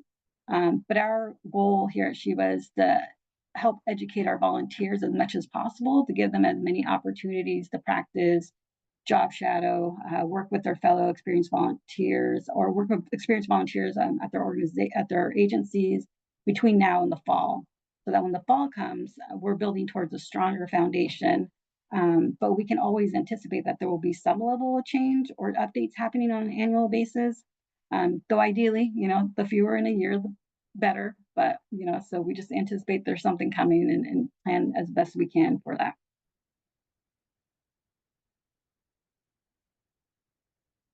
All right, so let's talk a little bit about you. I'm going to turn the tables a little bit now and open it up to anyone who has or knows someone who has a Medicare Advantage plan who is willing to share a little bit about their experience with it. Specifically, maybe how and why you chose the plan, whether it's related to retiree coverage or a commercial market plan, just overall how it's working, your experience. Anyone want to volunteer? Would love to hear from someone. I'll volunteer. Sure, thanks, Mark. Yeah, you bet. I do have a Medicare Advantage plan, and it is an HMO. As I was one of the people whose insurance ended at the end of last year and had to find a different insurance plan. So in 6 years, I've had 3 different insurance companies. And that tells me that that's probably a thing to mention to clients as they're considering traditional Medicare versus Advantage, is that they may be doing this on a regular basis. And for some, I don't mind doing it. Actually, I see it as an opportunity every year to look at what's working and what could be better. But other people might find that upsetting. And it's one more thing to keep track of in your life, and it's a big thing to keep track of in your life. I went with an Advantage plan because it is very similar to the employer-provided insurance that I had for many years. So it was a very easy transition to move from one to the other. The model just made sense to me, whereas traditional Medicare seemed much more complex and had more gaps in it that would need filling. As you've mentioned, the plans I've had have many additional benefits. They have almost all of them have had dental, not always, but generally they have some dental. They have vision, they have gym memberships, and the insurance companies are very proactive at keeping people healthy. So of course they understand that for them, healthy people have fewer claims. So they will, they will pay for gym memberships. There might be dietary counseling available, and so on. The pharmacies tend to be, they prefer their own mail order pharmacy, whether they're contracting with, say, CVS, or Humana, for example, is large enough that they have their own pharmacy. So they will mail order prescriptions to clients. Though generally they will also allow you to use a local pharmacy of your choice. You may pay more to use a local pharmacy versus mail order, but that's an option for people.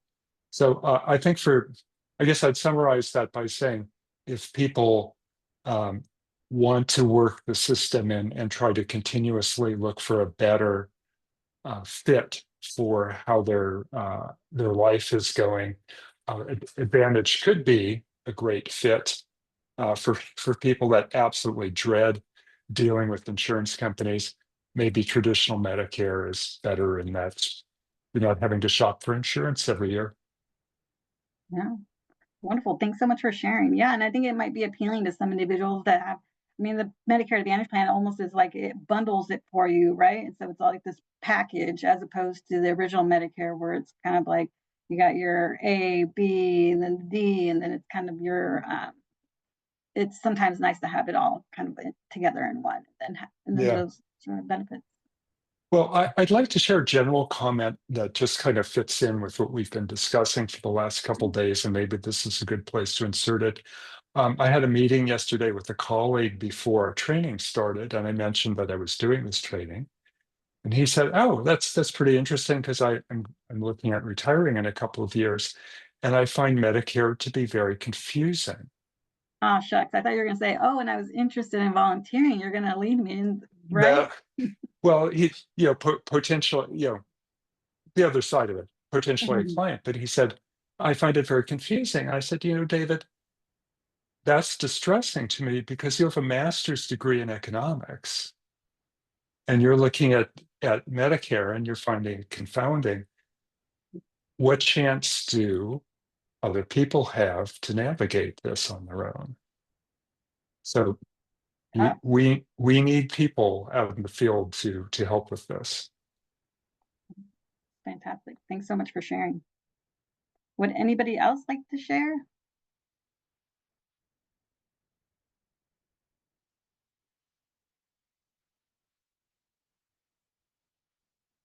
Going once? Going twice? All right. Sold to slide 175. All right, so for today, we've just touched on enrollment periods for a Medicare Advantage plan at the age of 65, the types of Medicare Advantage plans, that are available, and the idea that there are different ways to enroll in a plan, including using online tools like the Medicare Plan Finder.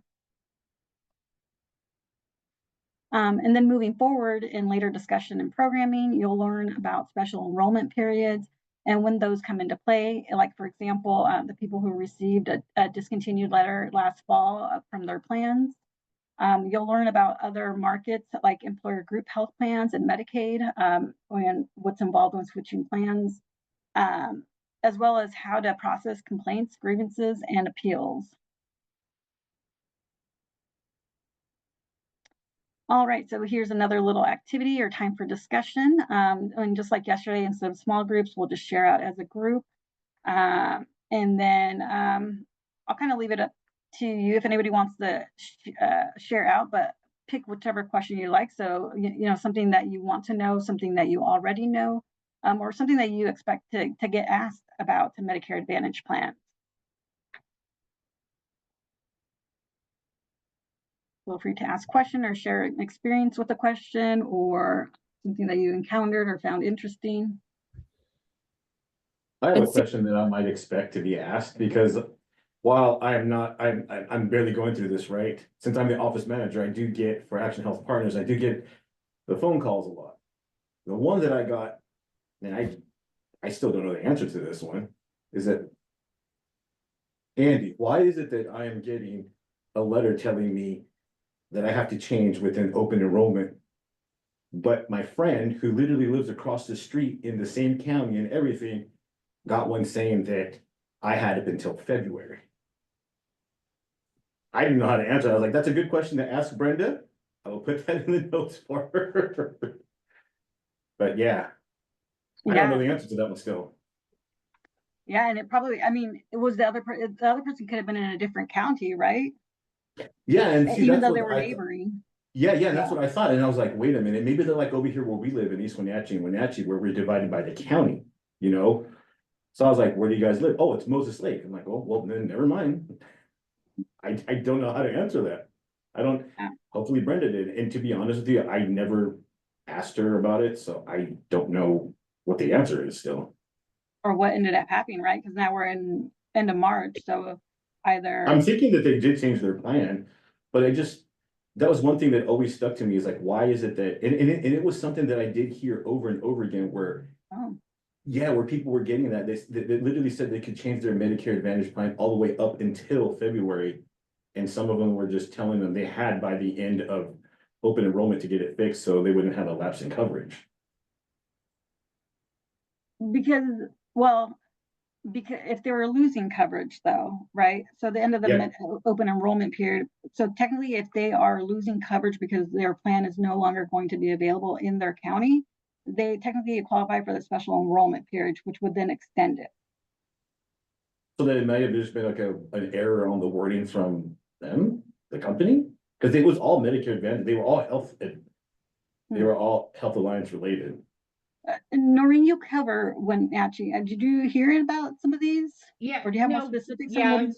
Okay. It's just a little bit of confusion about the way the letter was worded. So what it said is that you can change during the open enrollment period, like normal.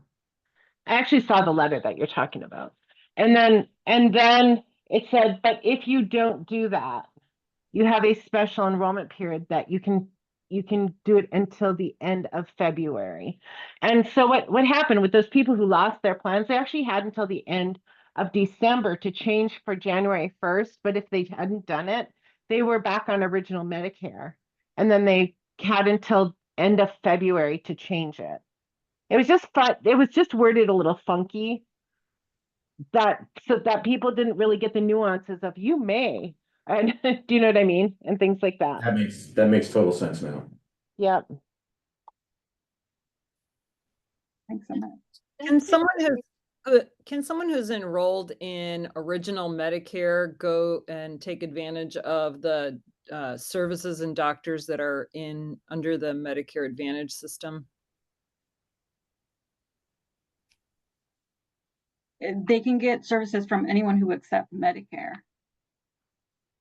Okay. So Yeah. So probably the ones, the providers that are under an HMO or PPO would not be servicing anyone else. Like that would be, they would be in their provider group. Is that right? Well, the Medicare Advantage plans has the Part A and the Part B, right, which is equivalent to the original Medicare Part A and Part B. So, well, I don't know if I want to misspeak. Maybe I'm not being very clear. Yeah. Right. No, I don't say, yeah, you're being unclear, but no. Yeah. I think my thoughts are getting mixed up. Do you want me to summarize this? Please. So the medical providers they may be in network with a Medicare Advantage plan or not. Okay, so if they're in network with the Medicare Advantage plan, then they're going to provide it. With Kaiser, you have exclusive, right? That you have to have Kaiser to see a Kaiser doctor. Right. But somewhere else at a different at Riverwood Medical Services or something like that, right? Just somewhere else besides Kaiser that has that closed model. You have doctors might take a Medicare Advantage plan, but they might also accept Medicare assignment. So it's both. So you can have both. And it's more, but it's whether they're going to accept clients who are Medicare, right? Or because they can control their caseload too, or whether they're going to accept new clients that are on United Healthcare or whatever. Awesome. Thanks, Noreen. Anyone else? Yeah, I was wondering if somebody loses their Medicare Advantage plan, can they decide to just opt for original Medicare? If they're already on a Medicare Advantage plan, can they revert back to original Medicare if they choose to do so? Yeah. Yes, during their open enrollment period. Okay, so they can do this. So there's no restriction on switching back and forth between Medicare Advantage and original Medicare. Not that I'm aware of. No. Okay, thank you. I think if you switch from Medicare Advantage to original Medicare, after the initial enrollment period, there's a screening, right, for pre-existing condition.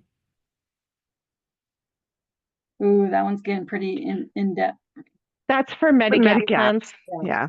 That Linda's going to talk about next. So hold that question, Simon. Noted. I was just trying to answer Siri's question, I suppose.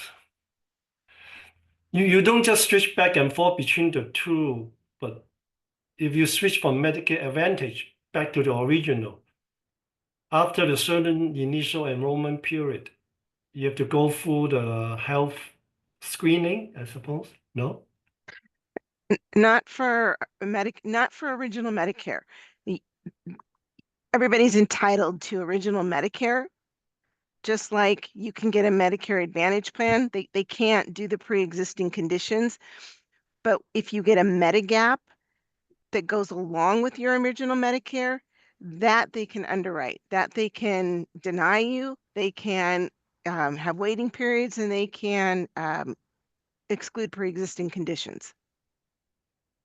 Yeah, I think I was talking about the Medicare. Yes. Yes. Yeah, but the original Medicare, you can switch. I mean, if your Medicare Advantage plan goes away and you don't sign up for another one, come January, it's going to put you back in original Medicare. And then next open enrollment, if you want, you can sign up for another Medicare Advantage plan, or you can stay with the original Medicare. But since the enrollment periods are different, there's kind of a weird, one's October and one's March. So you would have to be in a plan for a certain period of time, and then you can go in open enrollment with Medicare Advantage in March. And Medicare, the open enrollment period is January through March, and it's only for people who already have a Medicare Advantage plan. But isn't the I thought Medicare, original Medicare had a different enrollment period from Medicare Advantage. The general open enrollment period from Medicare is October 15th through December 7th. And then the Medicare Advantage open enrollment period is January through end of March. And general enrollment, I believe, is January through March, right? Yeah, I know they don't line up together. They're not the same. Well, the Medicare Advantage open enrollment period is only for people to make changes to a Medicare Advantage plan for the year. So if they picked a new Medicare Advantage plan during open enrollment to start January 1st, then they use the Medicare Advantage plan to change that. Okay. So the Medicare Advantage plan is only for people with Medicare Advantage plans to make a change to it. It's an opportunity to make a change to it. Where the general open enrollment from October 15th to December 7th is a time when anyone on original Medicare can change their Part D coverage, or someone on a Medicare Advantage plan can change their coverage. And they can either change, and you can also change back and forth at that time. Like if someone was on original Medicare and they wanted to go to Medicare Advantage, they could do that during open enrollment. And if they were on Medicare Advantage and they wanted to go to original Medicare, they could do that by signing up for a Part D plan during open enrollment. So the open enrollment in the fall is for everyone, and it's October 15th to December 7th. So all the changes get processed for coverage on January 1st. But the coverage, the Medicare Advantage open enrollment period is only for people with Medicare Advantage plans. So they can fix it. Like if their doctor's not in network, or if they need to see someone else, or they have a medication that's not covered, they can make a change to that coverage for the first 3 months of the quarter. I guess I'm trying to figure out if your plan ended and you got put back on original Medicare, changed to Medicare Advantage during open enrollment. Yes, only if your plan is being discontinued, it wouldn't be an immediate transfer over to original Medicare. It would go into effect in January 1st, the start of. Is that what you were thinking, or? Yeah, I'm just trying to think if you actually got your plan got discontinued and you got put on Medicare, original Medicare, and then you have a period of time that you can switch, pick a Medicare Advantage plan if you wanted to get off original Medicare. Yeah, that's a special enrollment period for people who are losing their plans. And that's what we were talking about a little bit ago with that letter that they have until February 28th. Okay, thanks. Yep. All right, great discussions. Is there anyone else? Otherwise, I'll move us along so we can make sure we get the rest of the sections in as well. Okay. All right, so some additional things to consider about the Medicare Advantage plans. Really, we've covered some, if not all of these. So perhaps it's more of a review or reminder before we transition over to the next section. So Medicare Advantage plans offer comprehensive coverage, which would include, some include Medicare Part D coverage as well. They may require a referral to see a specialist. You cannot combine a Medicare Advantage plan with a Medigap plan. They do not work with Medigap plans. And again, we'll learn more about Medigap plans in the next section. It's also important to remember that not all providers are included in the Medicare Advantage plan network. And Medicare Advantage plans require clients to pay some of the cost for covered care and drugs. When it comes to shopping for a Medicare Advantage plan, it's important to look at both the health benefits and drug benefits of each plan separately. Clients can do this on the Medicare.gov website, also with the Shiva Volunteer Assistance as well. You can also look at a Medicare Advantage plan's website for a summary of benefits and provider lists. It's always good to remember to do a verify provider participation by contacting the provider directly. So getting the answer straight from the source by calling the provider office is always a good suggestion. All right. We've already seen this and Shannon covered this. I'm going to pass this chart that we've seen a few times as well. And then how Shiba counselors help clients. So Shiba counselors help clients by comparing options using the Medicare Plan Finder. As you know, it's a very, we keep referring to the Medicare Plan Finder because it is really just such a great tool for comparing plans with someone. Plan details about coverage and help ensure, explain details about coverage and help ensure that a client's needs, priorities, and preferences are supported in the coverage that they choose. And all right. And again, for the sake of time, I'll just encourage you to maybe write down in your workbook any questions about the Medicare Advantage plan that you think clients might bring to you as a Shiba advisor. You can, or if anybody has one in mind, feel free to share out. Otherwise, you can jot those down and then connect with your volunteer coordinator or fellow volunteer colleagues and have great discussions around those sort of questions and experiences that they may have had with those type of questions. So, and of course, here the Shiba team is always here to support as well as your regional training consultant. And then, yeah. So let's see. And then a double reminder that we're all here to provide support and helping you build a solid foundation as a Shiba volunteer. So I will leave it at that, and then we'll pivot over and talk about a Medicare supplement plan, also known as Medigap plan. Any final thoughts?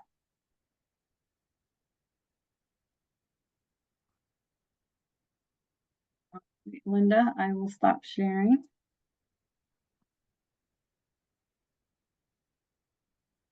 Okay, are we due for a break?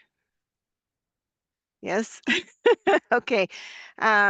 So do you think 15 minutes? Yes. Okay. So we'll be back at 2:45.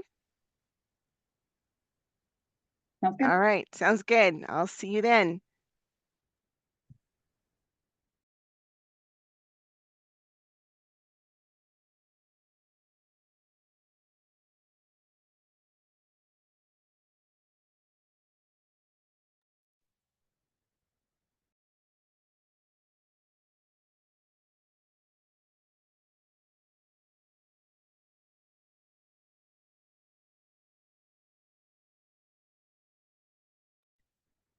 Rosie, I put those links in the chat for you. I was going to tell you and I forgot.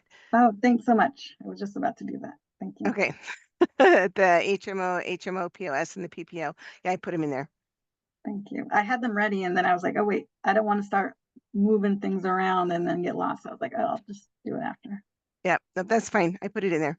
Thanks.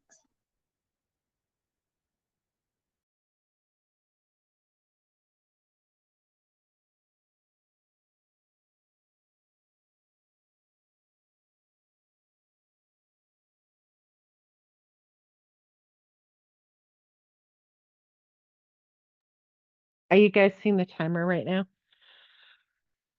Okay, thanks. Yep. Yes. That was a good, I'm glad to have a real break, Linda. I need one right now. Yeah, me too. Okay, let's see if I can get this. It'd be cool if it did like a, you know, that birth or that celebration emoji, you know, when it's time's up.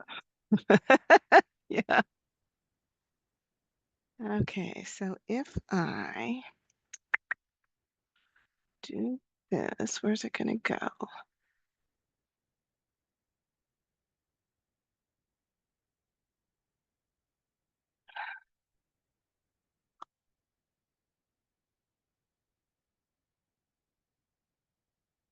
I think that'll be it. If you need to, if you want to like share your screens or practice or whatever, you can just share right over. You can stop my share and take control of it. You should get a thing saying, do you want to take over the screen share? So is it showing my screen? No, not yet. You should get a little message that says. Yeah, just a sec. So okay, I'll just play with it again. It says you are sharing, but apparently I'm not. Interesting. Stop share. Try again.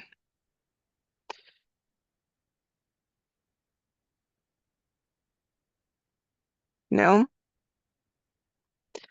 Well, it says I'm sharing. Let me stop sharing. I see, That's weird. I see it. Oh, I do too. It was my window. I'm sorry. Oh, okay. So it's on there. Okay. All right. Then, all right. So, yep. So I've got it. I'll be good if you want to put the timer back. And I saw it I'm too, ready. in case. Okay. Thank you. Thanks.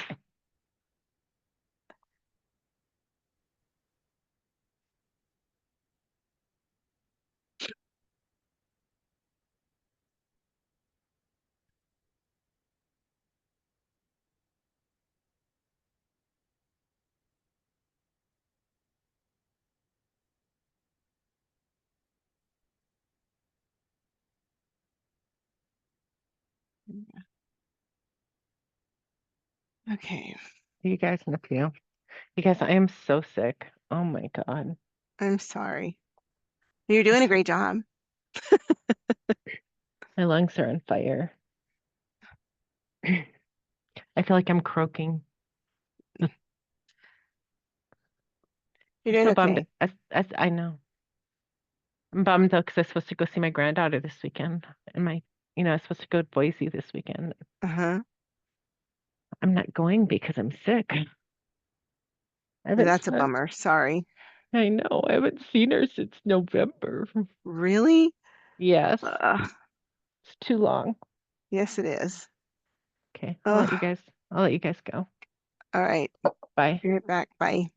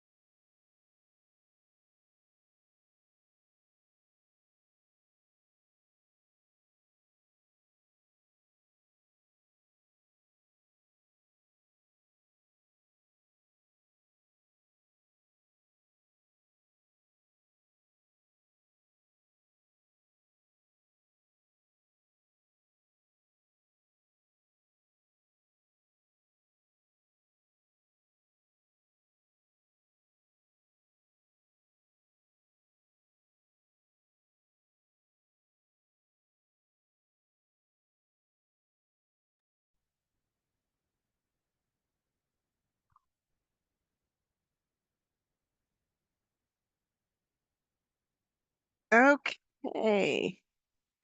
Welcome back, everyone. So Renee, I saw your question. I'm going to wait though to answer it. I think it'll come across.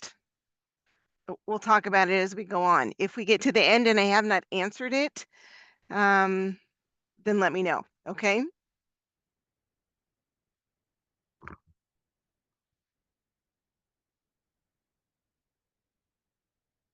Okay, let me.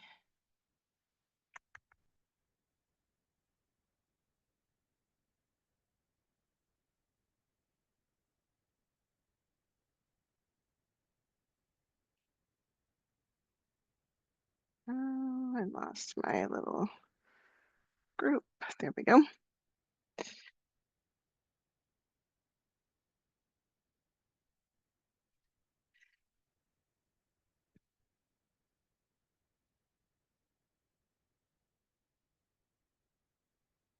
Okay, so Medicare supplement plans. Let me change the shape of this just a little bit.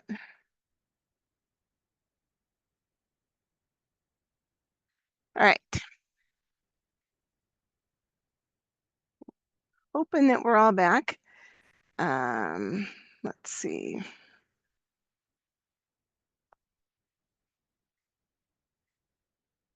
Okay, so for Medigaps,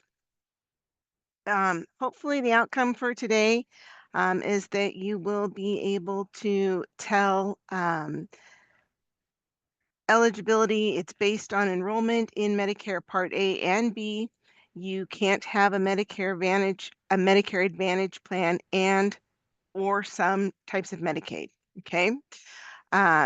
Medicare supplements are aligned with the original Medicare system of care. Insurance for cost sharing, deductibles, co-insurance, co-pays for Medicare Part A and B covered services. So that's what it covers. The insurance is limited to cover things that are covered by Medicare. So if original Medicare A and B does not cover it, the Medigap is not going to cover it. Okay. Let's see what else. So enrollment in a Medigap, so it's protected and restricted. Once you are enrolled in a Medigap, you can keep a Medigap as long as you have paid for it. As long as you don't let it lapse, you can keep your Medigap. You're guaranteed renewability. The enrollment is restricted in that if you don't get it during the initial enrollment period, when you get a guaranteed issuance, they don't necessarily have to give it to you. It's up to their discretion whether they want to issue a policy or not. So the initial enrollment time is the only time, except in some rare special enrollment periods, that you get a guaranteed issue. But primarily, the only guaranteed issue is when you are initially available or eligible to enroll. The Medigap open enrollment period and the significance of this for the beneficiaries. And the reason that's significant is because the initial open enrollment period is the only time you get the guaranteed issue. Sheba has resources for clients and volunteers, and we'll go through some of those resources. You'll see them as we go through the slides. Medigaps are standardized plans. They are sold by private insurance companies, just like the Medicare Advantage plans. So they are actually regulated by the Office of the Insurance Commissioner. They are not Medicare plans. They are plans that the individual insurance companies have designed and they sell. So it is sold directly by, and you know the insurance company that you want to buy it from. The insurance coverage varies by the type of plan. Medigaps, and you'll see when I show you the chart, they come, the type of plan, it's like a lettered plan. You can get a plan A, a plan B, a plan C, a plan D, and all plan A's are the same no matter which company you get it from. An A plan is an A plan, so the benefits of an A plan are the same no matter what company you get it from, an A plan is an A plan, a B plan is a B plan. The premiums can be different because the individual companies get to decide what they want to charge for their policies, but the coverage is going to be the same. There is no provider network with Medigap plans. They're like a PPO. They go with you wherever you go. As long as they accept the Medicare, they contract with the Medicare, cover the Medicare A and B, they're going to, your Medigap's going to work. It's going to pay for it too. The premium varies by the company. That we already said. They are regulated by CMS and the state. So how that would be is that what they have to cover is determined by CMS, the items that have to be covered, but the plans are designed and the plans are regulated by the states. Washington has different laws and rules than some of the other states.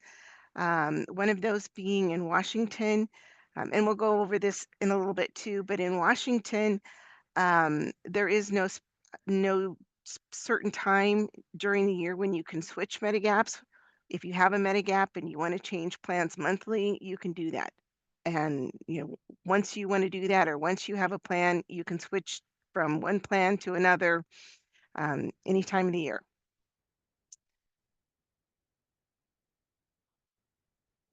Okay, so what we're hoping by the end here is that you can explain to a client the kind of insurance that a Medigap plan or a Medicare supplement, it's one and the same, what they are not, what its context in the 4 parts, 2 systems, 3 market, that's that chart, how that fits in there. We'll see that again.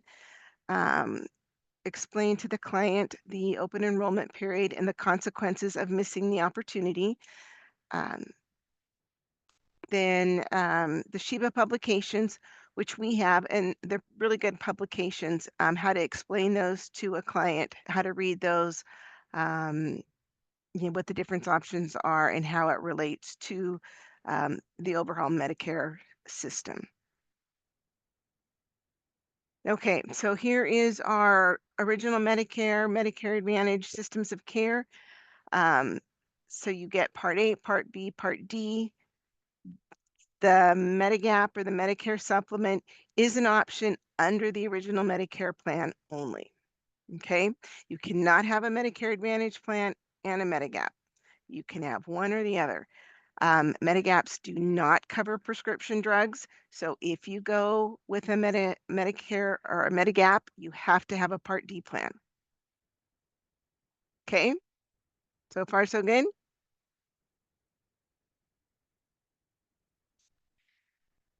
Okay, the issues with a Medigap, they do not cover prescription drugs. They do not cover things that if Medicare does not cover it. So if Medicare determines it is not reasonable and necessary or not, not needed care, your Medigap is not going to cover it either. And that's true most of the time. There are some situations where there may be a Medigap that will provide some additional benefits, but primarily if Medicare has determined you don't need this care, they're not going to cover it, they deny it, the Medigap's not going to pay it either. They do cover things that Medicare does not pay at 100%.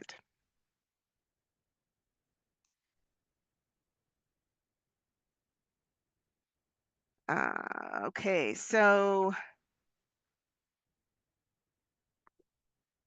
this chart, I'm trying to, so the Medigaps do not cover dental, vision, and hearing. They don't cover prescription drugs. So I think according to the other charts that we've seen, I'm trying to figure out how to explain this really well, but this is not covered, this is not covered. Medicare covered services, Medicare covers, the Medigap covers the portions of those that Medicare doesn't. So it just fills in those gaps. We've talked about like the holes between, Medicare pays 80% and you're stuck with 20%, if you have a Medigap, your Medigap is going to pay your 20% portion for you.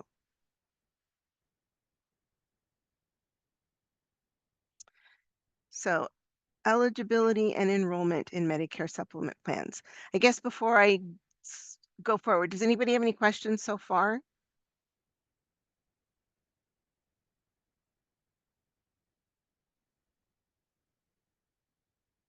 Okay. Okay, to be eligible for a Medigap, you do have to be a United States citizen or lawfully present in the USA. You have to be eligible to, you are eligible to enroll in a Part D plan by having both A and B. You have to permanently reside within the state that you're purchasing it from. You have to agree to abide by the rules of the plan. You have to complete the enrollment request. You must submit the enrollment request to the plan during a valid enrollment period. And you have to pay the premiums. So I'll get to your question, Mark.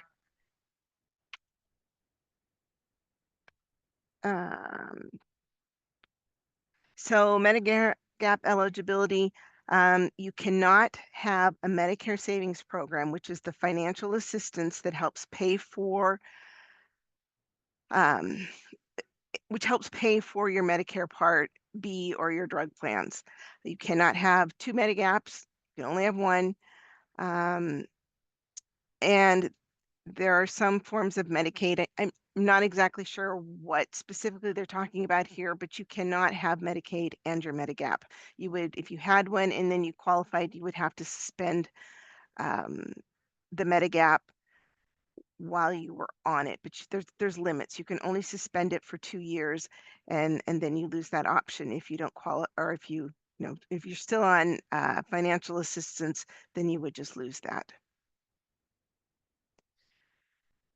Okay, so for Medigap enrollment, you would choose the plan type that you want. So you have to look, there's a chart, the ABCD plan, whichever ones are available to you. Choose the type of plan you want. You choose the company that you want to get it with. You complete the application.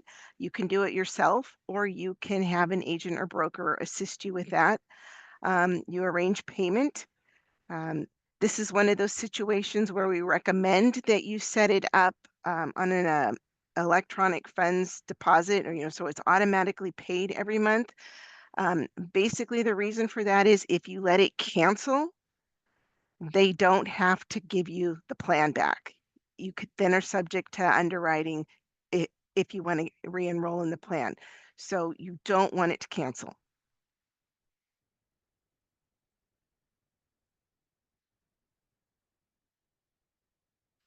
All right, so the open enrollment period. Clients are guaranteed a Medigap during the initial enrollment period. Okay, that is the 6-month period that starts the first day of the month that you are both 65 and enrolled in Part A and Part B. Okay, so you have to meet all criteria.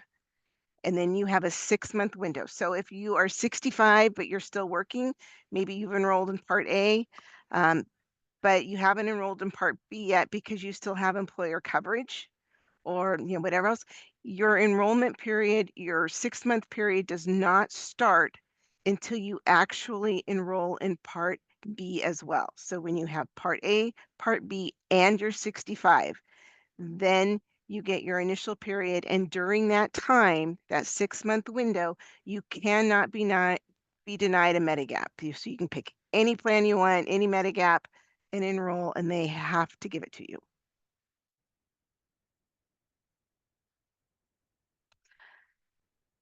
All right. This chart here, it's going to talk about, basically it's trying to show you the open enrollment period based on Paul. We talked about Paul earlier, his April 6th birthday. He's going to turn 65 on April 6th. So his open enrollment period is going to be April through September.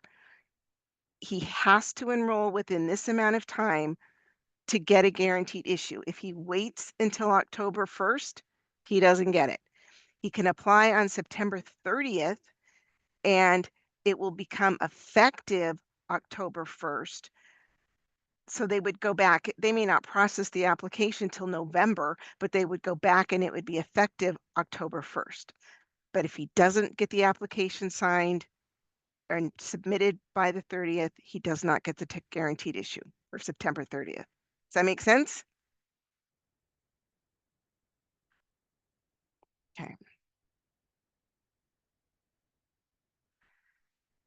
Okay, so the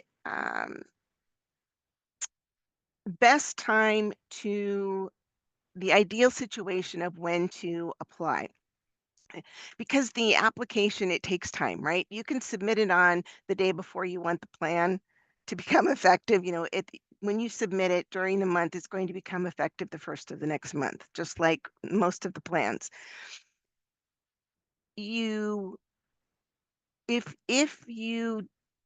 I mean, the coverage will not start. So you could end up with a gap. If you start A and B on January 1st, but you don't apply until April, you're not going to have the gap will not be effective till May 1st. So you don't have the Medigap's not in force from January to May, right? So you'd still have your Medicare, but you wouldn't have your Medigap.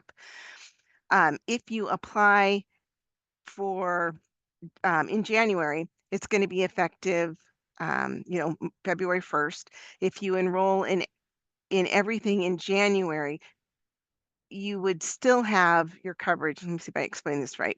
Maybe I should move my months a little bit. But if you know you're going to retire in March, you're going to turn 65 in March, and you're going to retire.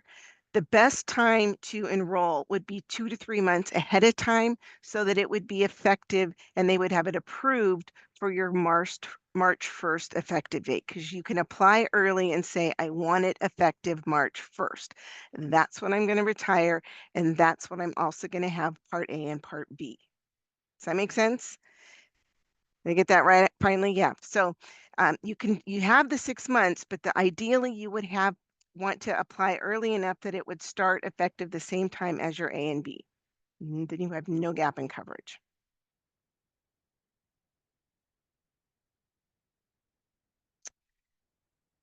Okay, so we want to check and make sure that we are clear about the guaranteed issue rights. So let's say, so you can attain age 65 and miss, how does this read? You can attain age 65 and miss because you did not sign up for Part A and Part B for more than 6 months.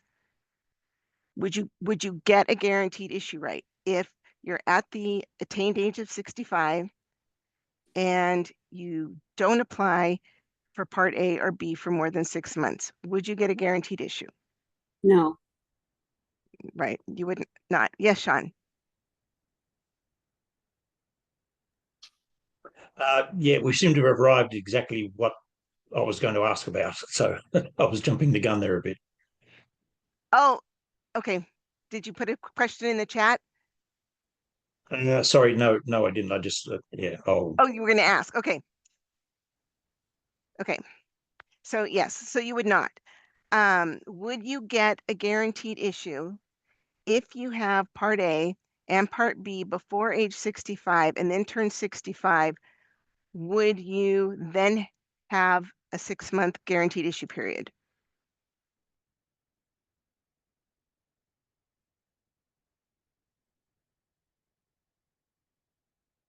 Yes. Yes, you would, because you have to have A, B, and B 65. So the clock does not start ticking until you have all three, A, B, and 65. So in this situation, you already have A and B, but you aren't 65 yet. When you turn 65, the clock starts. I guess that's the other example. Doesn't work that way, but does that make sense? Any questions? Okay, so, but it doesn't work in reverse.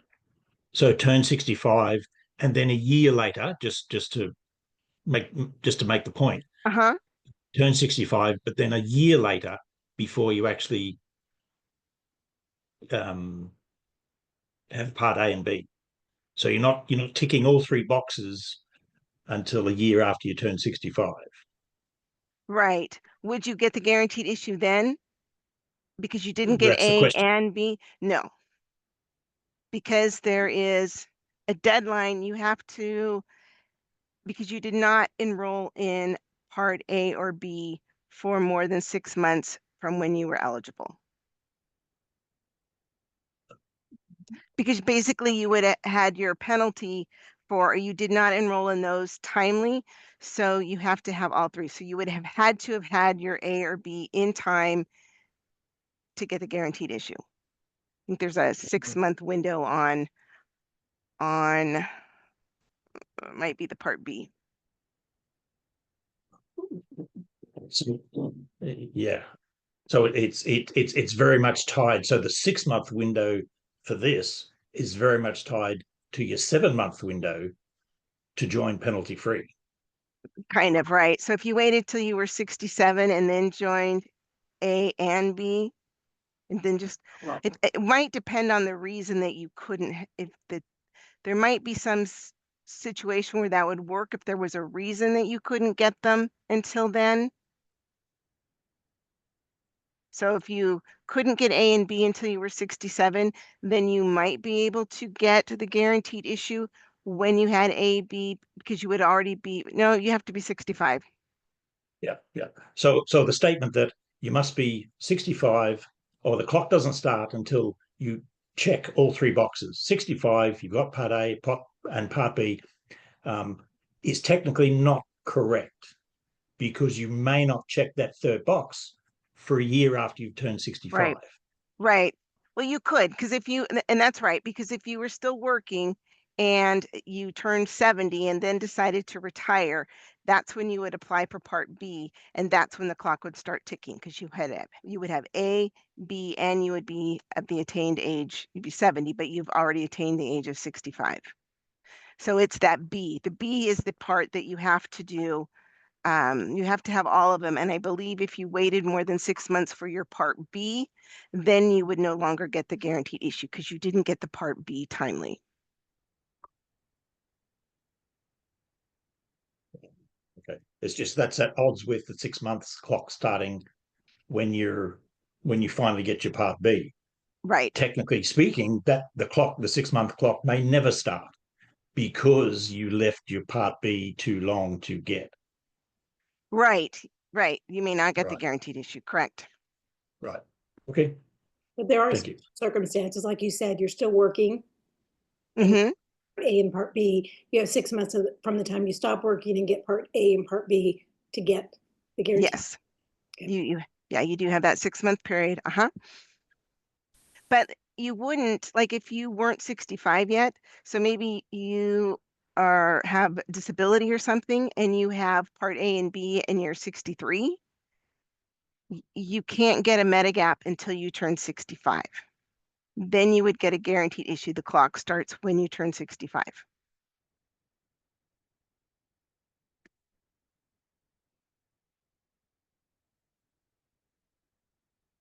Sorry, I'll just chime in here. That's actually not the case. I'm actually a person who's on disability and on Medigap. You get a window when you start disability that also lets you have 6 months to sign into Medigap. And you're not 65? No, just FYI. I don't think you will come across these cases very often, but yeah. There are, I think just one or two Medigap plans that people under 65 with a disability can enroll into. Actually, there's only one in Washington State. It's the Primera. Yeah. It's Plan G. Yeah. There's no other choices, but you either take it when you're offered it or you'll never get it again. Right. It's the one, It's the one that the state employs. It's part of their group plan. So, okay. So the individual plans, and it's only because it's a group plan that becomes And I had forgotten about that. It's because it's a group plan that you're eligible to do that. They won't do it on an individual plan. Okay. Yeah, I think the government. Yeah. Yeah. That is why. Yeah. Yep. You can't do it for an individual plan. So this question, can I still get a Medicare supplement plan with no health screen? And the answer is that it depends. And again, it depends. Yes, if it's within that guaranteed issue page or period. No, if it's not.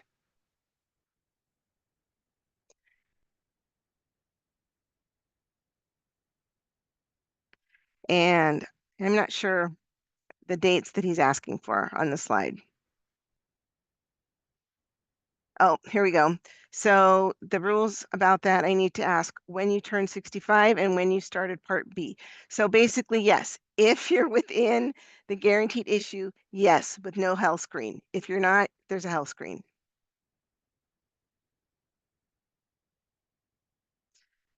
Okay, so the Medicaps are good nationwide. I mean, it covers you wherever you are. It's a good option for people who like go to Arizona for the winters, things like that, because maybe your Medicare Advantage plan will not cover you the 6 months you're in the other state, or if you travel around, it's not going to cover you because most of the time they're HMOs and you have to be in network. But a Medigap, you don't. Anywhere that they take original Medicare, sign with Medicare, they're going to take your Medigap. Are you able, sorry to interrupt you directly, are you able to use Medicare Advantage and Medigap at the same time in a different state? You can't have both.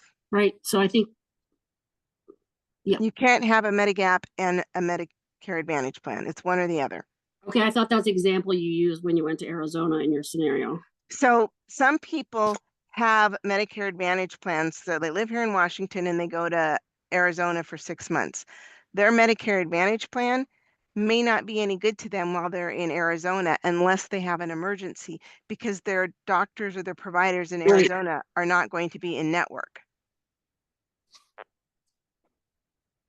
Got it. So the Medicare Advantage plan that they have only covers them really when they're in Washington, because that's where their network is. So if you're somebody who lives 6 months here and 6 months somewhere else, the Medigap might be a better option for you. If you think that, oh, I'm going to have care, or if you're somebody that's like, oh, I'm going to go see my daughter and I'm going to get my hip replaced while I'm in Arizona because I have someone to help take care of me. Well, your Medicare Advantage plan may not cover you when you're in Arizona, whereas if you had a Medigap, it would. Does that make sense?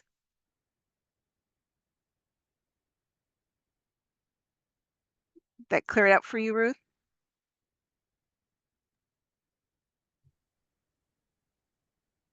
Apologies, I'll put you back on mute. Yes, absolutely. Thank you. Okay. Okay, Linda, do you have a question? Yeah, I do. I'm confused. Medigap policies in your scenario of going to Arizona. I understand about the Medicare Advantage plan being in network providers and not being able to take care of you while you're there. But in the billing process, wouldn't the provider in Arizona still have to bill the Medicare Advantage plan to get the denial that says, I'm sorry, you're out of network, we won't cover this, so that they can then turn around and bill the Medigap policy? But no, because you can't have a Medigap policy and a Medicare Advantage plan. Okay, I'm confused. And so in your scenario, you're saying that the Medigap policy, which is your supplement, if you have original Medicare. Original Medicare. I missed that part. Okay. Right. So you have to have original Medicare. So that having the original Medicare and the Medigap, the original Medicare system may be a better option for you if you're somebody who travels a lot or like lives 6 months somewhere else. Okay, I got it. I appreciate that. Thank you. I'm sorry I wasn't very clear to begin with. Oh, that's okay. My mind was going too fast. Okay. Let's see. Okay, so with the Medigap, you want to make sure that the providers that you use accept people who have original Medicare, okay? Then I mentioned this earlier, but once you have a Medigap, you can keep that Medigap as long as you pay the premium. It is guaranteed renewal. Even if you have huge health issues, they cannot non-renew or take the Medigap away for you as long as you pay the premium. Okay? Well, once you have it, you have it. That's why you never want to let it cancel. Medicare or Medigaps that are currently sold do not pay for prescription drugs. You have to have a separate Part D plan as well. I do believe there are some really old Medigap plans that they don't sell anymore. At one point that had some coverage, but that's kind of wonky. We don't want to go there now. Just basically Medigaps do not cover prescription drugs. So you want to get a prescription drug plan as well.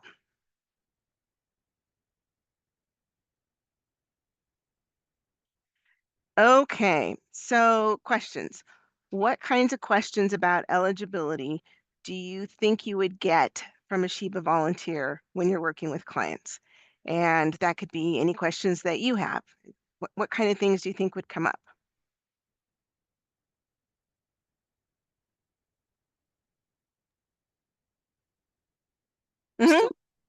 Still not 100% clear on what happens if you opt out of Part B because you have creditable coverage and don't have to worry about the penalty. And then, you know, when you're 65 and then when you're 70, you decide to get Plan B, and then are you then eligible to, or yes. You... And I'm sorry I confused you when I was going over this earlier. So, because you have to check all 3 boxes, okay? So you're 65, you've got Part A, but you're still working. So you still have coverage, right? Your employer coverage, you still have coverage. So you haven't applied for B yet, you don't need it. Yeah. Right? Once you apply for Part B, now you have A, B, and you're 65 or whatever, then the clock starts ticking for you to get a Medigap. Okay. And so you have the guaranteed issue at that time. Would it also start ticking if you lost your creditable coverage? Yes, but it's the same 6-month period. You would have to get your Part B as well. If you don't get your Part B, then you don't get the guaranteed issue. So if you wait, you lose your coverage, you didn't enroll in Part B, right? Then you have to wait until open enrollment, or if you've missed your, your window. So now you have to wait till you can actually enroll in Part B. You've waited too long. You don't get the guaranteed issue anymore. Okay. You can still apply, you just don't get a guaranteed issue. Yeah, right. Okay. Thank you. Would this be a good time to answer the question about retiree insurance? I don't see the question anymore. Did I? But that's okay. What was the question? Well, we have retiree insurance and offered an indemnity plan and then a Medicare Advantage plan. Are you able to, I'm assuming you can still buy original Medicare and then have the indemnity plan. Are you able to buy a Medigap plan with that situation? You can. Yes. Can or can't? You can. You can buy a Medigap. You don't have to take like the options through your employer, right? Your employer may say, so like Boeing did this. Boeing has a retiree plan. It's a Medicare Advantage plan. Okay. So if you're retiring from Boeing and you think, I don't want that Medicare Advantage plan, I want a Medigap, you can buy a Medigap instead. So you'd go outside of their system and then you wouldn't be using. Right. You wouldn't be using your retiree benefits. And usually when you do that, you cannot go back. Right. So before you opt out of employer retiree benefits, you want to make sure that you really want to do that, because once you go outside of that, you usually can't go back. Right. And so in our situation, my husband's older, so he went on Medicare before, but the only way to cover me was to stay with the employer plan because they would cover me also. So he couldn't have bought a Medigap plan. Is that correct? If he had to take the employee insurance? He would, well, I don't know. You would have to check with the employer. It's possible, but he would still have to pay for the Medicare Part B. Right now, the employer insurance is probably covering, he doesn't have to buy the B because he has the employer coverage, right? I think he had to buy B. He had to buy B and have employer coverage. B and have employer, because so it'll supplement it. Yeah, because they have some carve out that they've done things, and Okay. we don't get things like vision or dental. Right. So it Yeah. kind of depends on the employer and how they have it set up. Okay, probably because he retired, he had to take the retiree benefits, and then they required him to buy the Part B as well.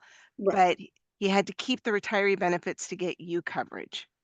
Correct. Anytime you go out of the retiree plan, even to do a Medicap, that would be opting out of the system. Correct. Okay, thank you.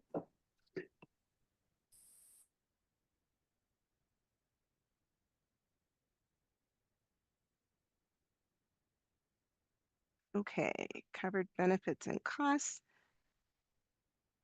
Medicare supplement plans, beneficiary premiums. All right, so with Medigaps, the monthly premium varies by the company. The plans are regulated by CMS in the state, primarily by the state. Again, CMS tells, they have determined what has to be included in the plans. So, this is what a Part A has to cover, this is what a Part B. So the design of the plan, but the actual plans are regulated by the insurance companies, are regulated by the state. So the Medigaps, if you have an issue with that, you don't go to Medicare with the problem. It would come to us, to the Office of the Insurance Commissioner, and we would handle the complaint or look into the issues. It's not Medicare for Medigaps, it's the state. The Medigaps follow the Washington laws and rules. And again, we have some different rules than other states. Like in Washington, you can buy a Plan G and you can switch companies at any time. You can like go month to month to month and switch different companies. You go from G plan to G plan to G plan. You can go from G plan to N plan.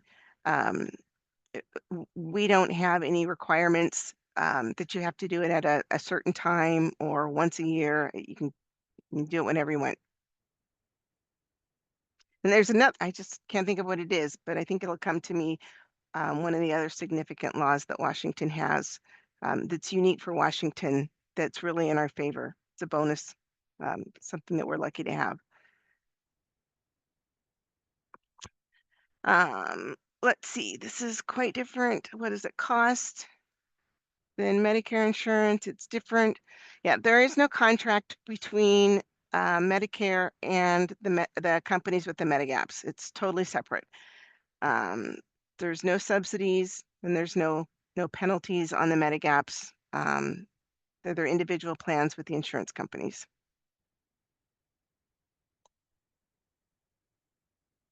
Okay, so the approved plans in Washington. Let me see if this will come up from here. And I'm gonna put this so I can get this to share right now.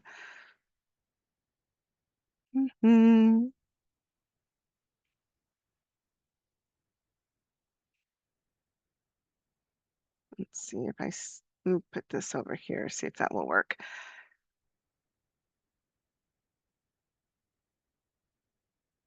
Okay, are you seeing my chart?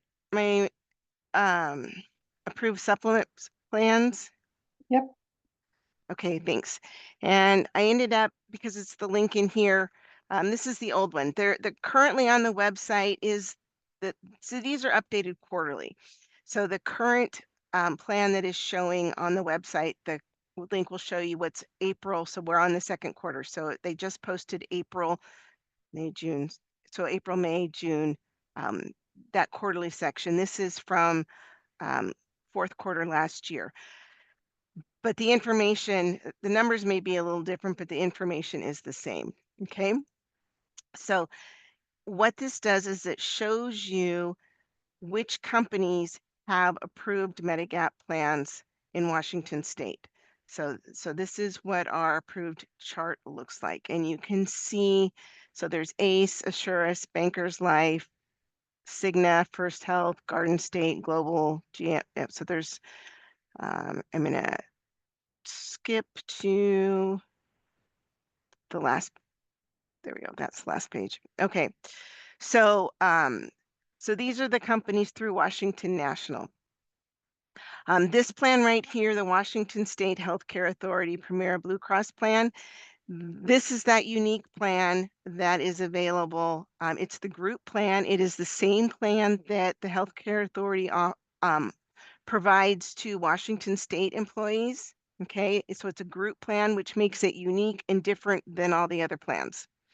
Okay, so we can go into that more later, but that's what this one is. So if you have questions, you have a question specific about that, just reach out and we'll go over it. I'm happy to go over that with anybody.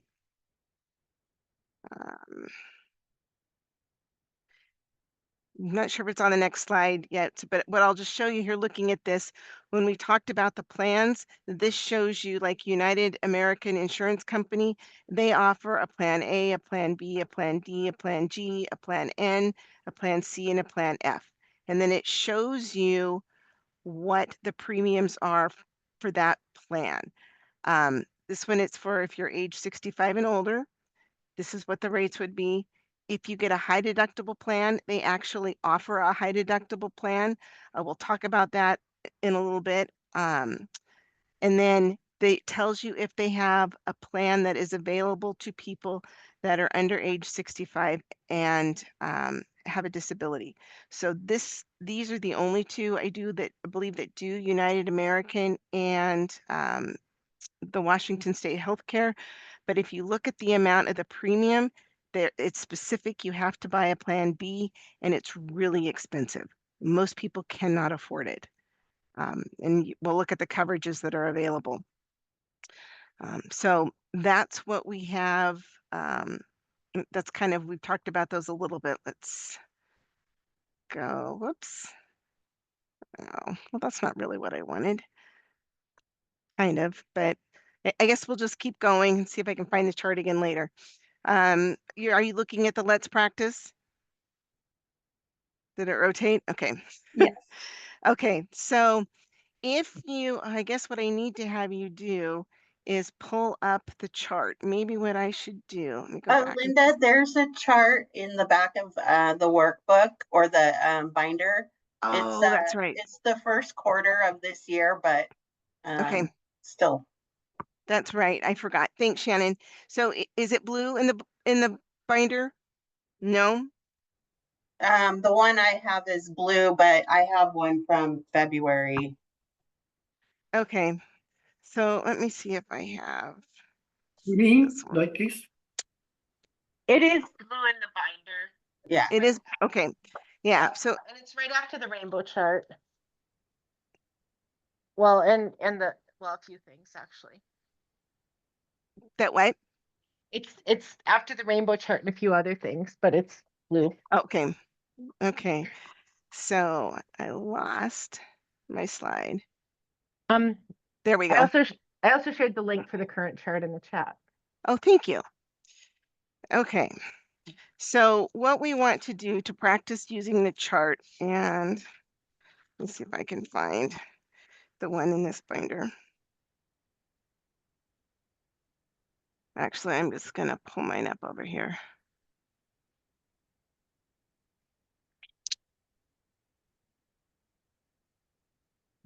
Okay, so what we want to do is looking at the chart, can you tell me what the cost for a Cigna plan, Plan G, for those that are 65 and older, what is the premium for a Cigna Plan G?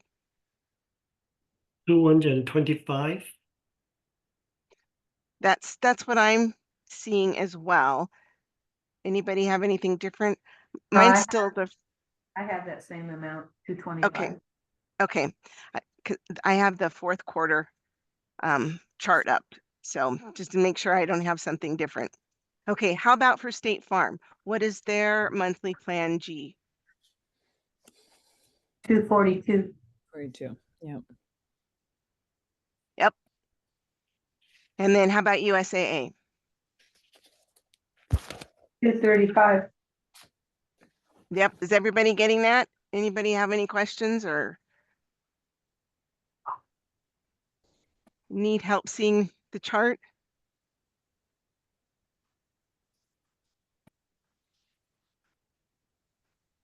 Okay. Okay. The reason we use Plan G is it's the most popular plan, and it's the most comprehensive of the plans currently available. It's similar to the Plan F, and we'll look at those some. But the Plan F is only available to people who were born they had to have turned 65 by 2020. So if you turn 65 in 2021 or later, you're not eligible. But anybody who turned 65 by 2020 still can buy a Plan C or a Plan F. Okay.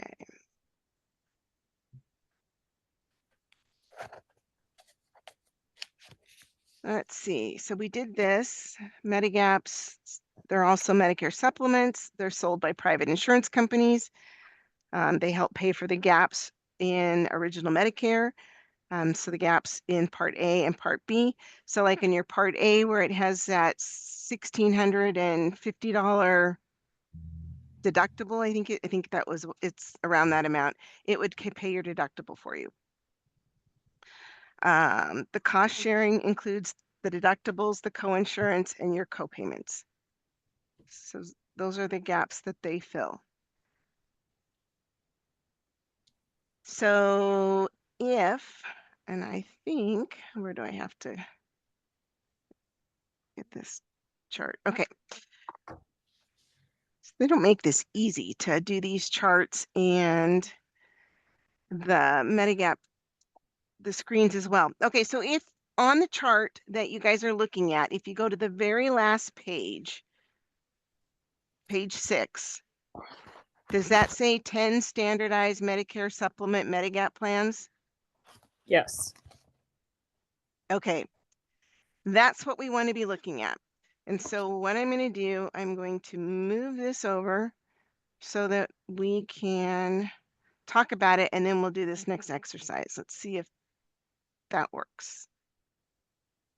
No, it didn't, did it? Let's do it this. I've lost it. I will get it back. There we go.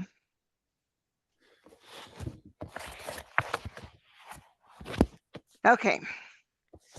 So can you all see my Medigap chart as well? Yes. Okay. So where it's talking about the plans, right here, you have your Plan A, Plan B, D, G, K, L, M, N. So these are the plans. It tells you what they cover.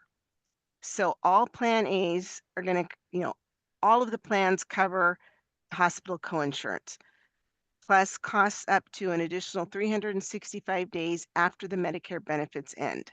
So if you have a Part A Medigap, it's going to cover this. All of your Medigaps are going to cover this benefit. The Part A hospice care coinsurance or copay. So it's covered by these plans. Part K only covers it by 50%. Plan L would cover 75% of it. So you would still have a copay under those Medigap plans, but anything with a check is going to cover that in full.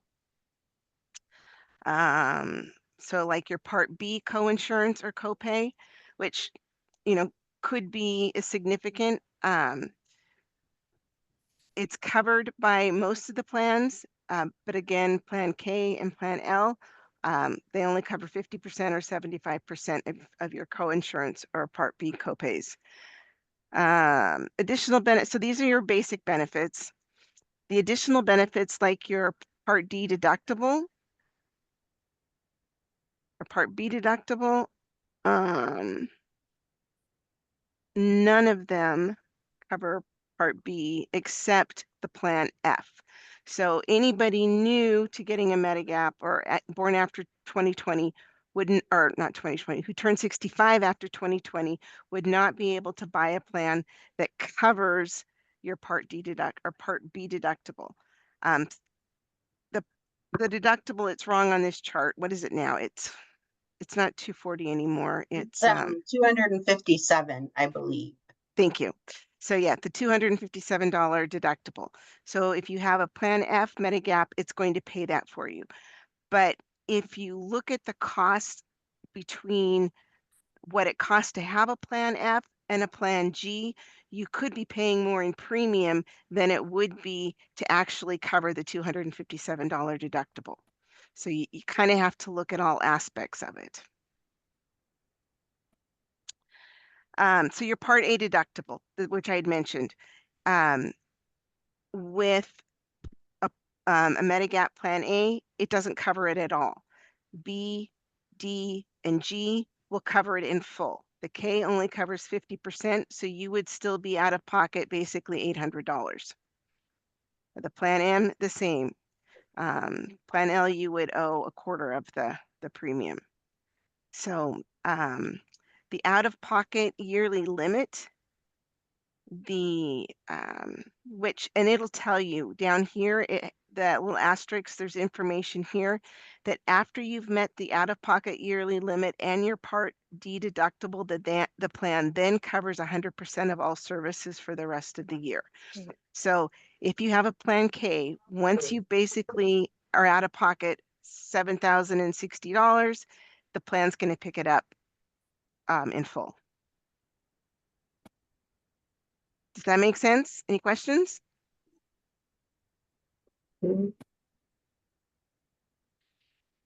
Okay, so now if you look at your chart, can you answer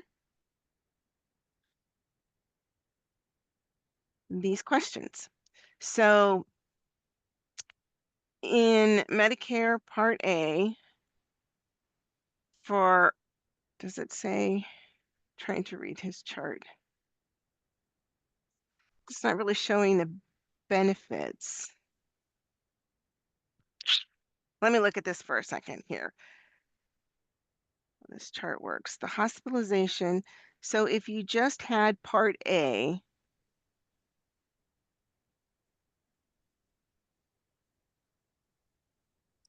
so are these plans just basically designed for people who are really sick, possibly have cancer, or are going to need a great deal of services? Because they're quite expensive otherwise. It could be, right. If you're somebody who has a lot of health issues, or you travel a lot and you don't know, they, with those, once you buy the plan, and I'm going to skip the chart because I don't understand his chart here, but with the Medigap, when you like buy a Plan G, you really don't have a lot of costs. You can pretty much say it's going to cost me, if I buy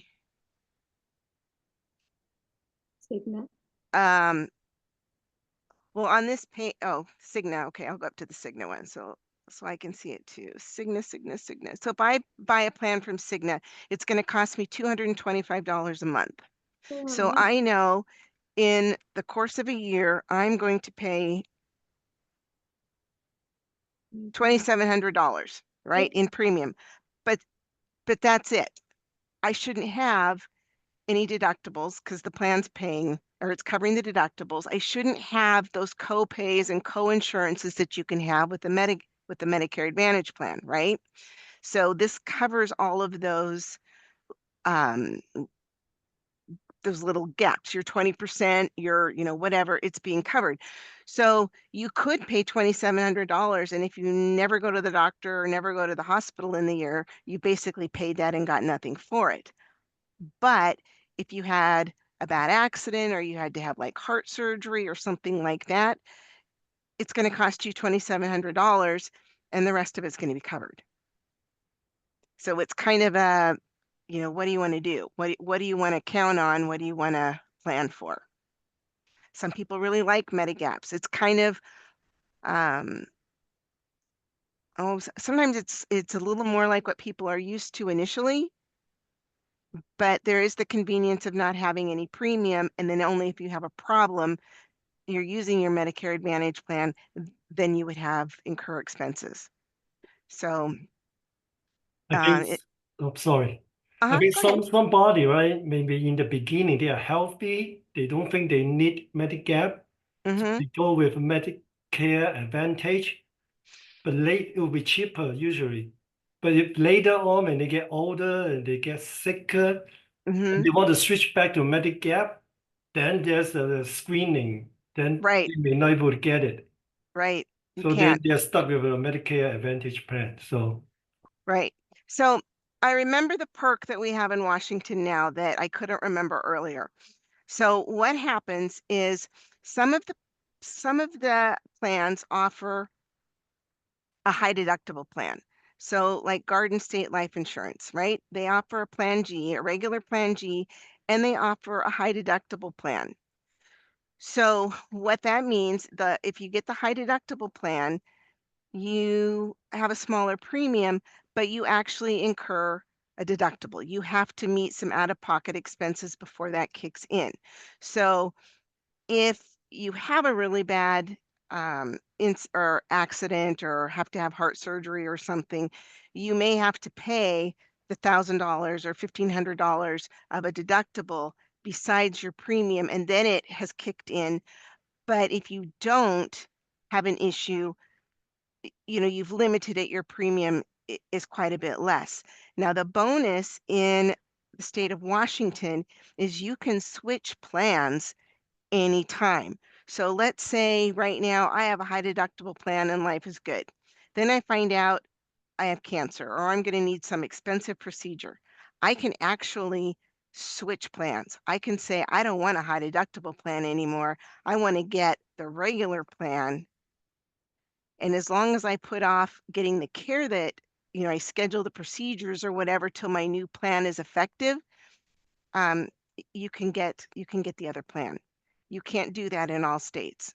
It's just a quirky little thing we can do here in Washington. So if you want to do that and it's expensive, you can keep it. The big issue is if you get into some type of an accident, you can't wait for care. You're going to have to use it, and then you'll have a deductible. Does that make sense? Can that be on Plan G high deductible? Mm-hmm. But then if I found I need it, then I switch be not the high deductible, still Plan G? You can. Mm-hmm. Yep. But you were also paying your your original Medicare premium, so you're still looking at $5,000 a year, even if you don't use any insurance. You are going to pay, yes, you are going to pay your $185 Plan B, and you're going to pay your Medigap premium. That is correct. Yeah, because that's a lot for somebody who thinks they're pretty healthy. It is. And that's, I mean, that's why you kind of have to look at what are the benefits. But again, it's like I'm paying this amount. I know this is what it's going to cost me. You know, some people do that now. If you have like an employer plan that sometimes there's like the first $3,000 you have to pay, and then your insurance kicks in, but they give you a really good rate. So you know, worst case scenario, I'm going to pay $3,000, and you just plan that $3,000. Nothing happens. You know, it didn't happen, or I pay the $3,000. If something does happen, I'm out $3,000, but everything else is covered. Like you said, I think the biggest benefit is for snowbirders and people who are out of, out of state. Yeah, Yeah, that would could make. be. Yeah, if you travel a lot or doing a lot of those things. But again, remember, you only get a guaranteed issue initially. So if it's something you think, or this is the way we live, or I think, you you can always apply. You can apply at any time. You can apply for with every single company. You can say, I want to get it and fill out an application with every single company and see if somebody accepts you. They all have different underwriting criteria. They ask different questions. They look at different things. Somebody may approve you. If you can get one, great. Then you've got the plan. And once you have a plan and you're paying for it and you have an established Medigap plan, then you can actually switch plans. Then you can go from plan to plan to plan, and they can't deny you because you already have a Medigap plan. It's that getting it in the first place. Linda, do you mind if I add one thing? Oh, not at all. Thank you. And you're absolutely right about like people who are healthy, these don't seem very, very helpful, I guess, because it's so expensive.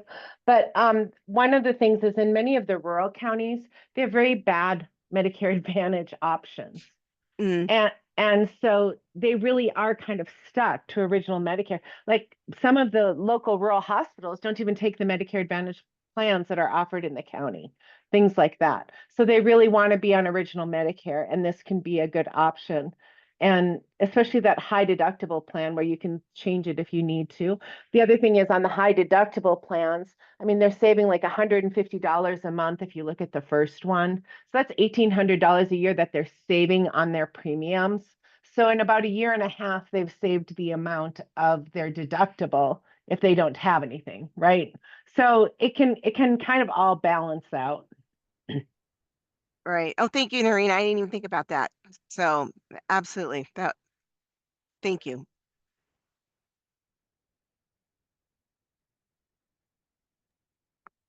What about dental, vision? Not covered by a Medigap. So what do people do? Do they just not have dental, or do they just go get a private policy? So there are some that are available, some private policies. The dental benefits, if you actually look at them, depending on what they are, they're even with the Medicare Advantage plans, they aren't always great dental benefits. So you kind of have to weigh the cost of the premium versus the benefit. But yes, you would have to get private coverage or something somewhere else. And do Sheba volunteers, how would you counsel somebody who is thinking about that? Would that just be completely out of scope, or how would you talk about that? Well, if somebody really had some dental issues or you had some specific needs, then you would have to, you have to consider all the factors. One, if you, okay, I'm gonna hold that for a second.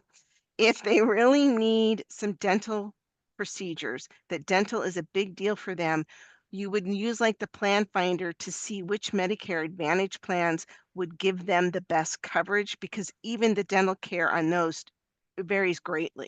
Okay, so depending on the plan and what it's going to cost them. Then if that was an option for them, and they switch to the Medigap or the Medicare Advantage plan, they can do that and give up the Medigap. Now there are some scenarios where, and that's just going to get more complex than I want to go into, but there are some scenarios, and we're going to talk about this book. It's in there. I'll bring up the link where you can switch and go back. You have a trial right period. It's available to you like one time where you can try the Medicare Advantage plan and say, I don't like it, and go back. Or, so there are some options for people without losing the ability to go back to a Medigap if they want to change it. But that's really what you're looking at, is counseling them. Once you leave, you may not be able to go back. And is the dental, is it really saving you enough, or the coverage in dental, to lose that? I mean, Yeah. Okay. And some people it is. Some people, the food cards, the gym memberships, the vision, I mean, that's a big deal to a lot of people, which is why a lot of people like the Medicare Advantage plans. That's why everybody has to kind of choose what's best for them, because we all have different lifestyles and different needs, different illnesses, different, you know, it's really up to the individual. It's our job to let them know what the options are and the pros and cons and let them decide. Do you mind if I just add a few little notes here, Linda? If you must. No, I'm just so, kidding. I'm so sorry. This is No. this is a really common thing, right? That people maybe want to get that original Medicare and a Medigap for the flexibility of it, or maybe they have a benefit through PEB or something like that through their retirement benefits that they, I mean, like people who are PEB retirees get a G plan for $115 a month. And so that's, you know, that's a great price, right? And then they're going to have everything covered, but they're Part B deductible. So that's often the case too, is that people are getting these plans through their retirement benefits. Well, so what happens is they don't have any dental, vision, or hearing. But if you look at dental plans, we have lists for counselors to give, or information like links on our websites about private dental insurance with links on that information. And also dental providers like the dental schools in local areas that provide low cost dental. But oftentimes it's like you pay $40 a month per person. So that's $480 that you're paying for premiums. And then you have these copays and things if you're going beyond cleanings and fillings and bite wing x-rays every other year, right? So then you're paying, they have copays are limited, and then it's a 6-month wait on things. What you get where I'm going here with this, right? So you have all these ands that make it kind of cost prohibitive by the time you get all that factors added up. And so we have a lot of times what people will do is they can go through a dentist and get a cash plan that might be less, right? And or things like that. And that's what a lot of people end up doing, honestly, because dental insurance oftentimes it just isn't viable. A lot of people go to Costco and they get their glasses from Costco because paying for vision insurance, there's VSP out there and things, and we have the information for you to give them. You don't have to know all this, but it's like on our website and you can give them links. And but it's, again, it's not worth it. That it's cheaper for them to go to Costco or to go to Walmart and get their glasses and pay out of pocket. So those are the kind of workarounds that often happen.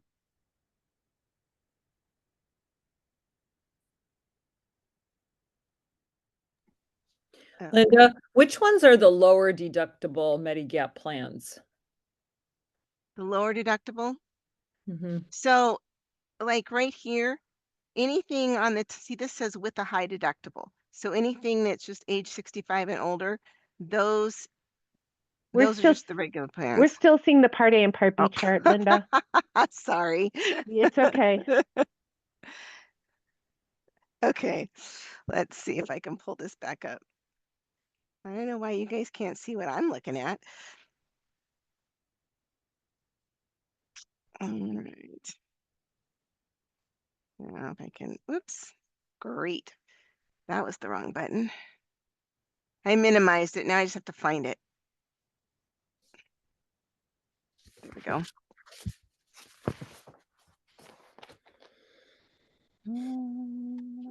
There is my share button.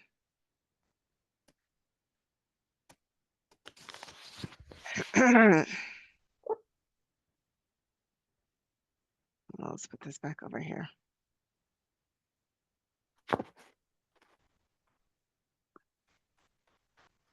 Okay, there we go.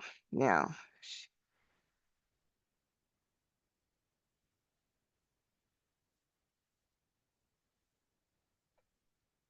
okay, success?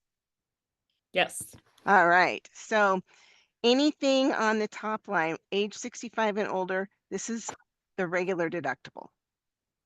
It's the high deductible. See, this is with the high deductible and the premium is so much less. That is a high deductible plan. Oh, I see it now. Okay. Got it. Okay, thank you. Mm-hmm. Okay.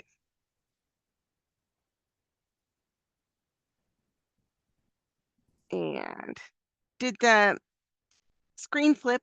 Is it showing Medigap now? Or do I have to reshare? Yeah, it's showing Medigap. Okay, so the covered benefits 2 of 2? Or it's still the chart?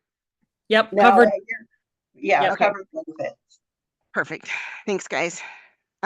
So, all right. So the Medigap plans are standardized.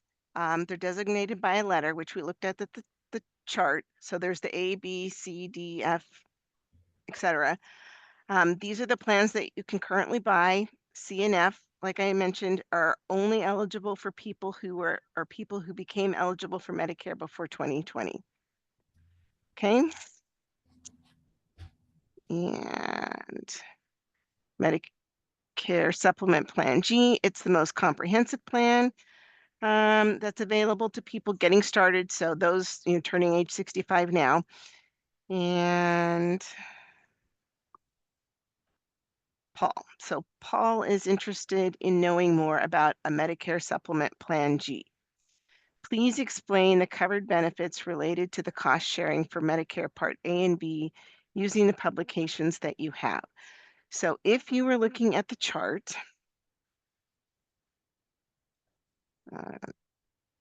here's the chart. Come back. The covered benefits relative to the cost sharing for this chart. Let's go down here. Okay, so for Part A and Part B. So if he had a Plan G, the hospital coinsurance. So, all right, girls, somebody help me out here because I am. What is this asking? Noreen, Shannon, Yeah, Rosie. so please explain the covered benefits relative to cost sharing for Part A and Part B. So go back to the one you just had up. To the chart? Yeah. Uh-huh. This one? Okay, so if someone had a Plan G, right. So everything with a check mark means it's 100% covered. Right. So for Part A, for the deductible, what would be their responsibility to pay? Be zero then, right? It's all Yeah, it's 100% covered. Right.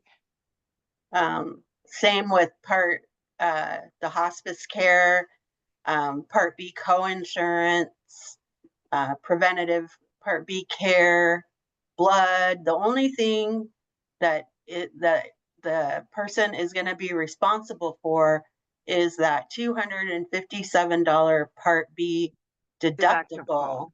Right. And then any foreign travel emergency assistance would be covered at 80%. Okay. So I think we went through this a little bit ago. Yeah, I think, yeah. I just didn't understand the question on the chart. Okay.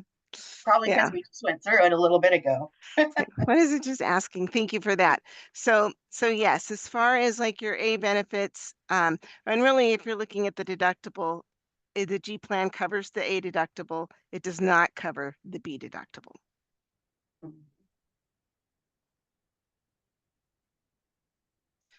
And oh, here we go. The high deductible amount. So the deductible amount, I couldn't remember it off the top of my head, but it's here on the chart and you probably saw it. For 2025, the high deductible amount is $2,870. So when you're doing your comparisons about how much you're paying or what the benefits would be, that would be the number. Okay. Actually, if I do this, it'll just cover it up. Oh, come on. Go. There we go. So for cost sharing, the key is that this depends upon whatever the plan is that you choose. And you saw that it varies depending on which of those plans the plans have variable costs, so the premiums are different. It also depends on the providers you use and what kind of services you're getting.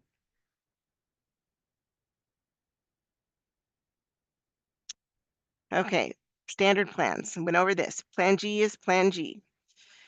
Then Plan N is Plan N. They're all the same. The difference is the company. The reason, so why are there, and I don't think anybody's asked yet, and it may be in here, I can't remember now, but the reason the prices vary per companies is each company, they have like their actuary departments, or they factor in the rates. We have to approve the rates that they have for their plans, but there's a formula, and part of it is on like their loss experience. So based on claims that they've paid in the past, or how many people they insure, what they expect to be paying in claims. So the rates can change year to year. They can only change them once a year. And with unlike other health insurance, it's not at the same time. Different companies can change it. One might change it in March, one might change their rates in June, one might change it in November, but they can only do it once a year. So if you have a plan and there's a rate change or rate increase, it'll be good at least for another year. But the rates, the reason they vary is because the companies, some companies do better than others. So they determine the rates based on their exposures, kind of basically. But the actuaries, there's a formula, the actuaries do it. Should someone just go with the cheapest then? You can.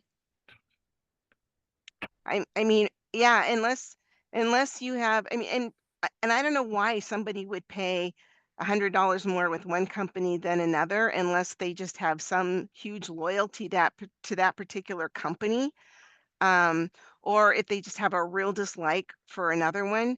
But yeah, and that's why in Washington you can switch. I mean, you can switch plans. If your State Farm plan goes up, you can pick a different one and go with USAA if theirs is cheaper.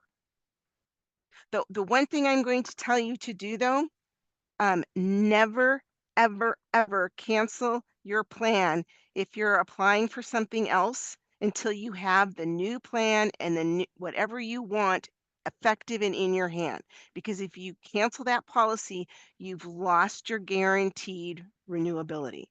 Okay. So don't ever, ever, ever cancel your plan. If I want to go to a different company, if I want to do that, make sure you have the new policy, the new coverage you want before you cancel your old plan. Okay. So this book, we published this. This is on our website. This is our resource. It's what you need to know about Medigap plans. And I don't know if I thought I had it saved so you could see it better. Let me see if I did. I still have it. No. Okay, well, let's do this. I'm going to show you where to find it. Are you able to follow along with me? Okay, so this is our website. This is the main page, Office of the Insurance Commissioner. You go to this Medicare tab and you click here, Getting Help with Medicare. Right now it's under this link where it says 2025 Medicare Advantage Plans. I know we're looking for Medigaps, but that's where it is. Then if you scroll down the page, whoops, sorry. Leave your Medicare Advantage plan to return to original Medicare. So this section talks about the Medicare supplements.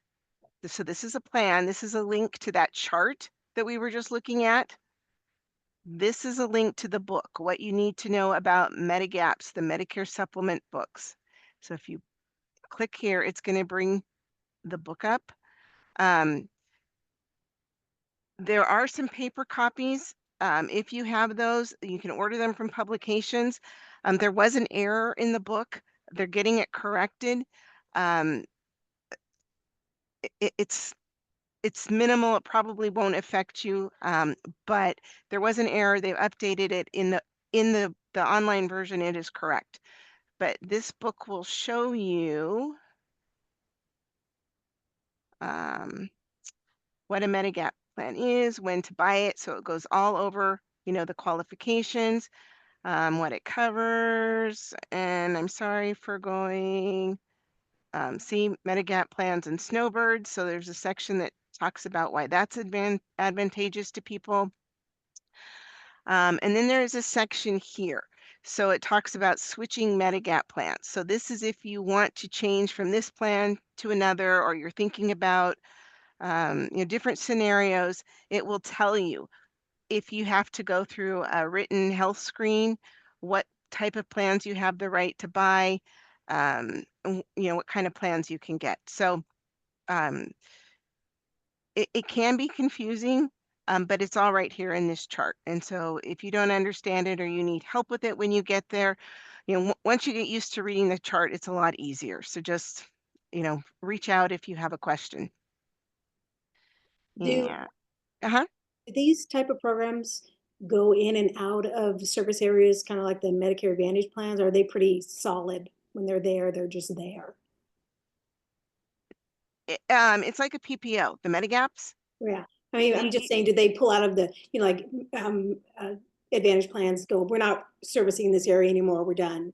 Do these type of plans? Not so much. Okay. Every once in a while, you'll get a company that no longer writes a Medigap, but if you have one, you would just have to pick another company, Okay. right? Because you can get another one, but they pretty much, They're pretty they're stable. there. Okay. Thanks. Okay. So is there anybody here who has a Medicare supplement plan?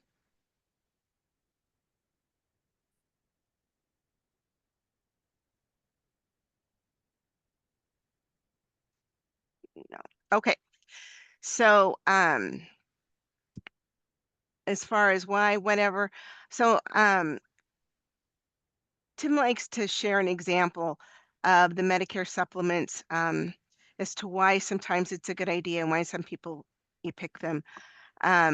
His mother, who has a Medigap, they were on a trip last summer, 2 summers ago, and on the way back, she tripped on a curb, fell, and broke her hip. So she was in the hospital had surgery, went through rehab, hundreds of thousands of dollars worth of bills. And because she had a Medigap, everything was covered. She didn't get any bills. So when you have a need, it's a great plan to have.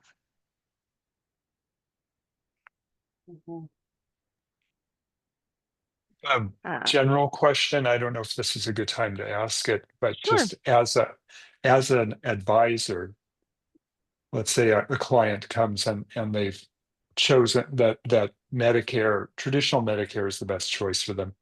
And we start talking about Medigap. And so you get to the part of the conversation where you pull out a chart and you say, well, there's 10 plans available. And here's a matrix of I mean, how to approach this kind of conversation, because it seems like it starts getting very complex very rapidly because there are so many choices. And so, for example, there's a booklet, and would you toss the booklet down on the table and say, why don't you take this home and read it, because there's a lot of information here that might be specific to you? Or do you sit there and go through the entire booklet and all 10 choices? Because I'm kind of anticipating somebody's eyes glazing over and saying, there's way too many choices here.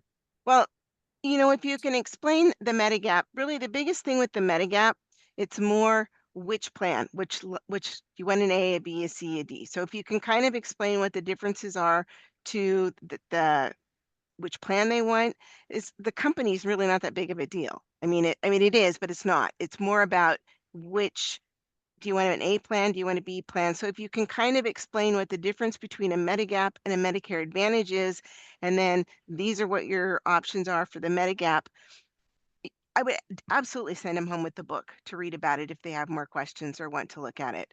And then, but that's kind of it. Then they have to decide, but you can answer those questions and can guide them through that if they have questions of what's in the book. Makes sense. Yeah, I guess I'm trying to anticipate something I don't know anything about, which is how sophisticated of a clientele are we going to have? And I'll just find out, right? I'm just going to find out. It's going to be all over the map. Yep. All over the map. Do you mind if I just add something here?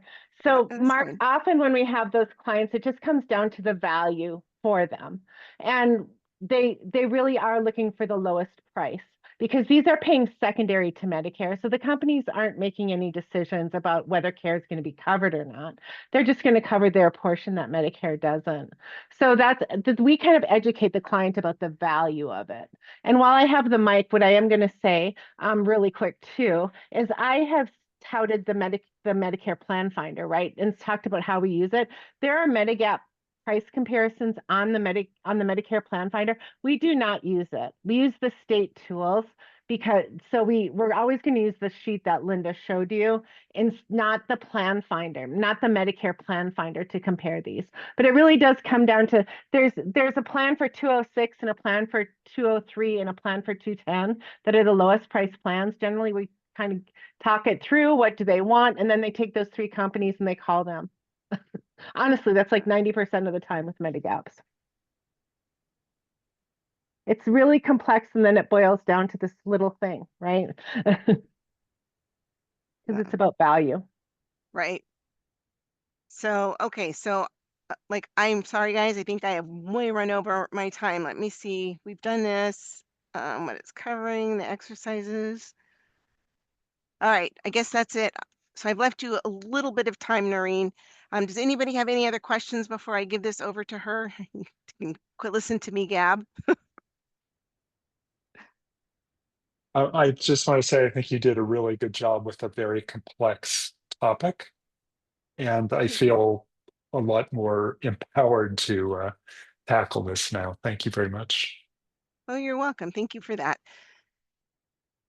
Okay, Noreen, I think I quit sharing, so you can go right ahead. Thank you.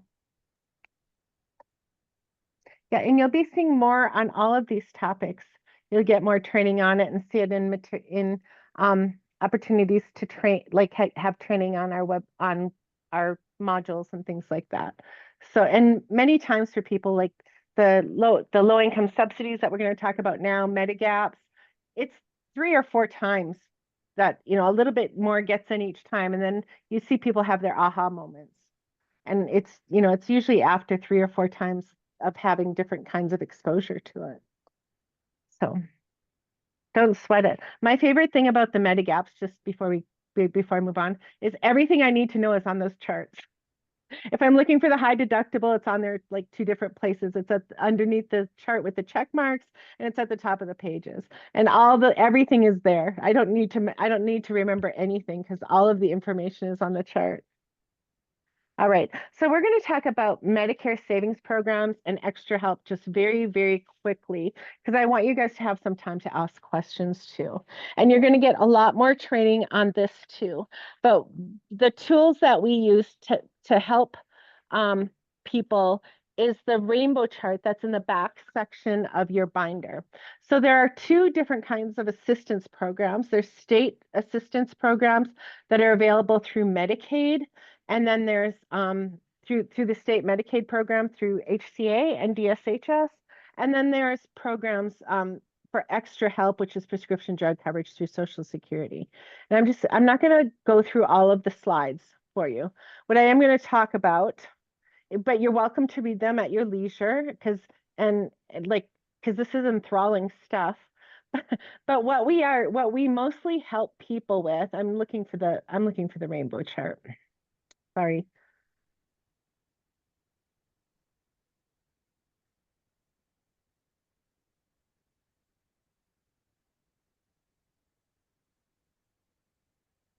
Sorry. I didn't realize There it you was go. I didn't realize it was so far down. All right. So you all should have this chart, and we help people understand that they might be eligible for assistance. There's assistance that will help pay their Medicare premiums.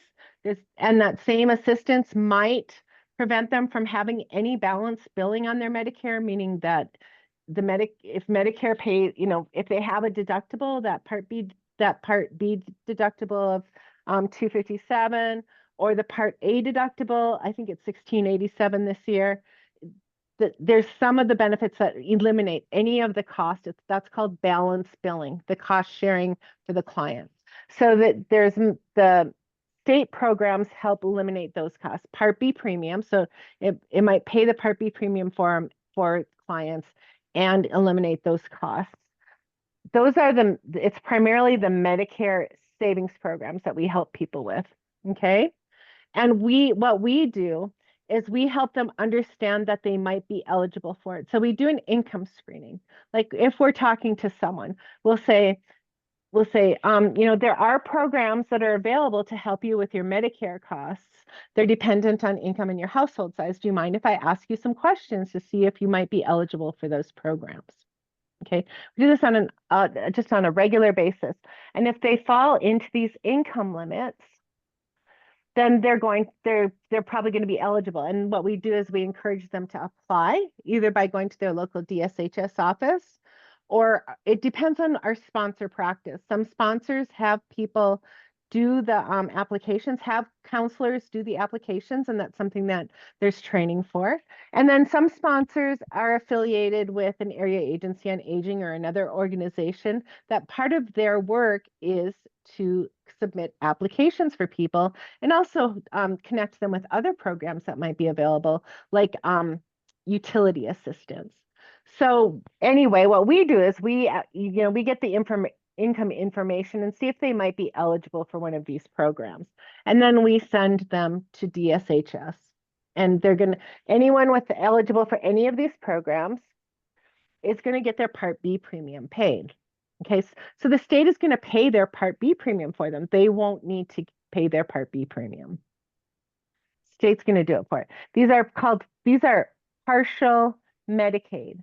If you're reading through materials like your Medicare New Book, if it talks about full benefit Medicaid, that's up here. That's the very low income.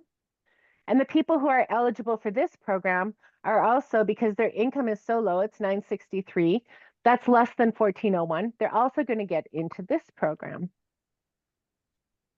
Okay, they're going to get the Medicare Savings Program because this is Medicaid, this is Medicare Savings Program, and this is Extra Help. So the people who get Medicare Savings Program, so anyone with an income under $1,752 a month as an individual, or $2,371 as a married couple, they're going to get the Medicare Savings Program, get their Part B premiums paid. And then their information is going to get transmitted to the federal government, and it's to pay that premium to Social Security, and they're going to automatically get enrolled in Extra Help that will help with their drug costs. And I talked a little bit about that when we were talking about Part D, about how we had that assistance that might pay up to $40 of the premium and lower their costs. Linda, you're unmuted. Thank you. So some people get automatically enrolled in Extra Help because they get the Medicare Savings Program. Kind of like we had those people who are collecting Social Security that automatically get enrolled in Medicare, right? Same sort of thing. Okay. So Extra Help, in the Medicare Savings Programs, you'll see that you have resource limits on Medicaid, that they're not going to get the full benefit Medicaid unless they have savings of less than $2,000. And they're not going to get down here. You can see Extra Help. There's a resource limit that if they have savings of over 17,220 or 3,460, they're not going to get that assistance. It's the income and the resources. On the Medicare savings programs, these three Medicare savings programs, you'll see there's no resource limits to it. That's because there's no resource limits to it. Okay, they don't count resources. A person could have $1 million in savings, and they're going to get, if they only have $1,300 in monthly income, they're going to get the QMB.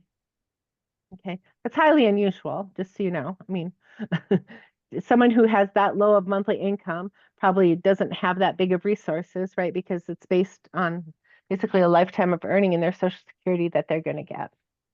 But that's how it works. There's no resource or asset limit. You can see that that's noted right here. Okay, so that's what we primarily screen people for, and then we encourage them to apply.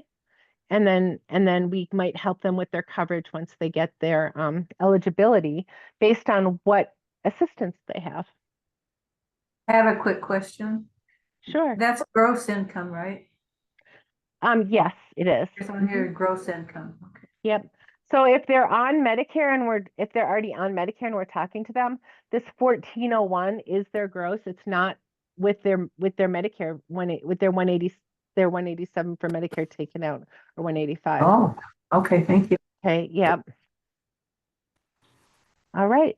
So that's the low income assistance. We just help screen people. We never determine the eligibility. So we never tell anyone you are eligible for. We might say, well, it looks like you'd be eligible for these. So you want to, so let's encourage, try, you might want to apply. I'll tell people, it's not going to be any worse than what it is, even if they say no, right? But you might save $2,000 a year if you get your $185 back a month. That's a lot of money. I think that I have other presentations where I have the total, but I think it's 2220 for that that people save on their Part B premiums alone.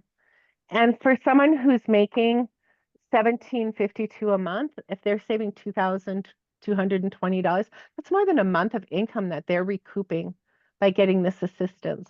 Plus, they're getting that low cost on their prescriptions. So we had that automatic enrollment that comes for extra help, this is a federal program through Social Security. And the people who have these Medicare savings programs, you can see the income level is the same here. Then they get the extra help automatically. But extra help, the top limit on it is actually $1,900, $1,903. And this is actually changing on April 1st, just we have a new rainbow chart, but it's not updated here yet. So in this example, the person who makes more than 1750 but under 1752 but under 1903 is still going to be eligible for extra help, but they would apply directly through Social Security for it because they're not being automatically enrolled by these other benefits. So they're going to apply to Social Security, and we sometimes help them with that because we can do that from the website, from the Medicare.gov website. You can get a link, or go into SSA.gov and get the link. And then in that case, they're subject to the resource limits. So they'd have a maximum on their savings, their liquid assets of 17,220 and 34,360. For all of these, when they're talking about resources, they're not talking about a home. They're not talking about personal property like the furniture, clothing, things like that. If someone had investment art, maybe that could be, if they had really valuable art that they were insuring, or if they had a second home, but they're not talking about the home and the land it's on. This can get a little sticky when we're talking to farmers, or people who have like two separate pieces of land, the one that their house is on, and then vacant land or farmland that's for tax purposes and things like that. But that's why this middle range where there's no resource limits is extremely helpful, because it really helps a lot of those people who have a little bit, or maybe they have like an emergency savings that they've spent their whole life saving $50,000 to have, that they can still get that assistance. That's a thing that just started like 2 years ago, 2023. We're very excited about it because there's a lot of people getting by on $1,500 a month, but they had emergency savings, right? And then so they couldn't get any assistance. And this way, those people who've scrimped and saved, they actually get some assistance and get to keep their savings too. You will get a lot more training on this, a lot. And it's kind of like the Medigaps, where it's a couple times of going over different things before things just really click for everyone. So that's assistance in a nutshell, okay? Do we have any questions? I know that was really vague, and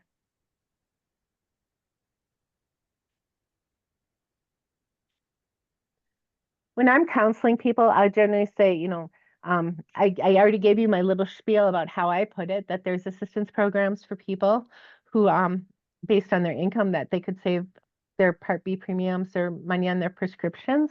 And I usually start with this note, do you mind if I ask you some questions? And they'll say no. So it's, are you single or married? And, I'm single. And is your income above or below about $1,750 a month? Because it's really close, right? And they'll generally be able to tell you that, especially people who are living on limited income like that. They usually know how much they make. Sometimes they don't, but usually they do because they're having to budget that, right? And this is a huge change for people. They love you after this. If they haven't had assistance and they get it because you explained it to them and helped them get on the right path to get it, they're so grateful.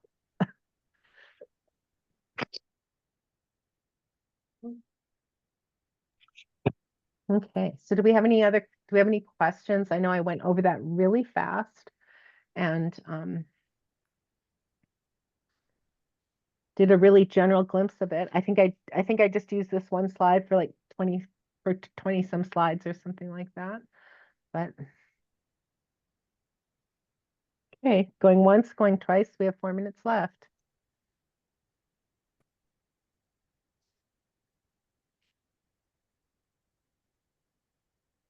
Okay, how about any general questions about anything we've covered?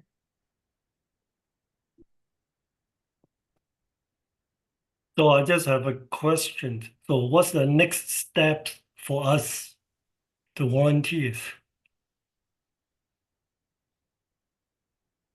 You should go back and talk to your volunteer coordinator, and they'll tell you the next steps. Many of the places have, many of the sponsors have basically their own kind of tracks for this and steps and order. And so they'll talk to you about it on whether they have some in-house trainings coming up or they want you to go to other trainings or do other trainings in the meantime. Yeah, Okay. we'll be offering a lot of trainings, but you're also going to get a lot of it from your or with the assistance of your volunteer coordinator helping you to coordinate that. So Pam would be your person, Simon.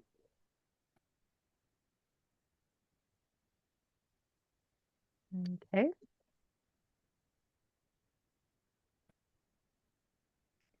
All right. Does someone have closing? I don't think so. All right.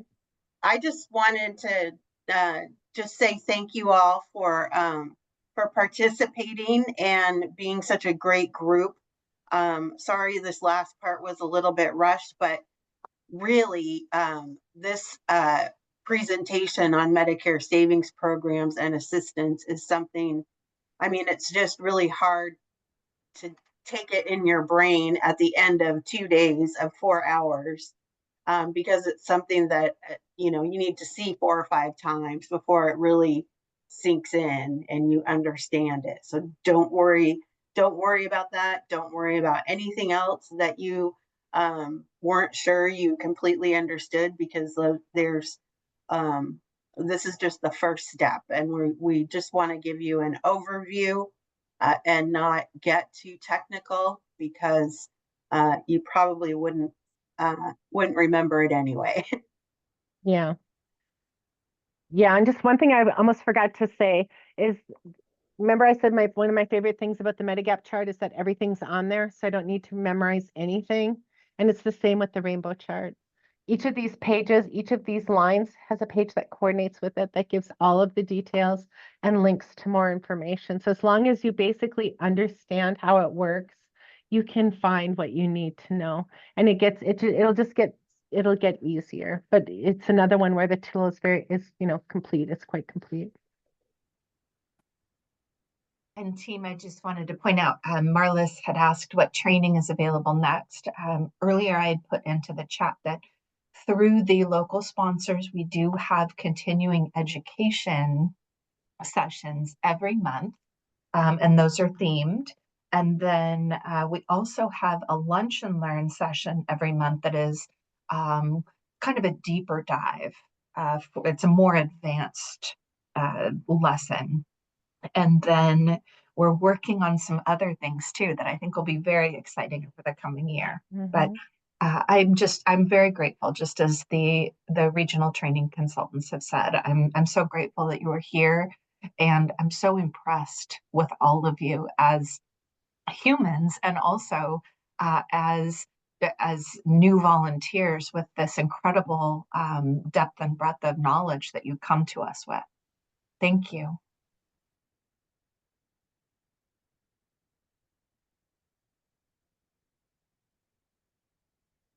Rosie, any final words? Sorry, can't find the unmute button. Yeah, so thank you everyone for being here. It was great. Thank you for your patience and going, for me, it was my first time, or many of ours first time going through this basic training. So I appreciate the patience, and yeah, it's a wonderful group. You guys are very going to do great. Had some great questions. I know you challenged me yesterday, so sorry, I thought it was so yeah, it was good. Thank you so much. There was something else I was going to say earlier, but now I don't recall. We don't have an official closing, but I thought maybe perhaps we could all, the four of us, sing together goodbye. Just kidding.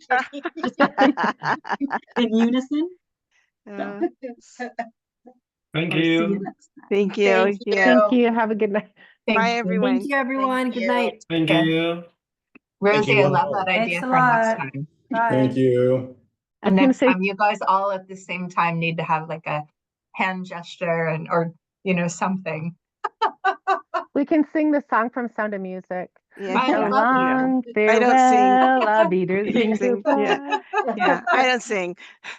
Me either. What a great group of So, people here today. This was really good. You all did a wonderful job, and holy cow, the volunteers in this session were just remarkable. So Yeah. really excited to see what we do next with all of this.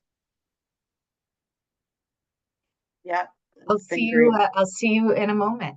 all right. Okay. Thanks. Thank Bye. you. Bye. Bye, Renee. Thank you, Globo. Oh, he left. Damn it. Okay. Bye. Okay. I was waiting for Sean. I wanted to ask him a question, but he left. Oh, So, all right. Thanks. all right. I'm gonna Bye. hit end Yep. the meeting. Okay. Okay. Bye. Bye.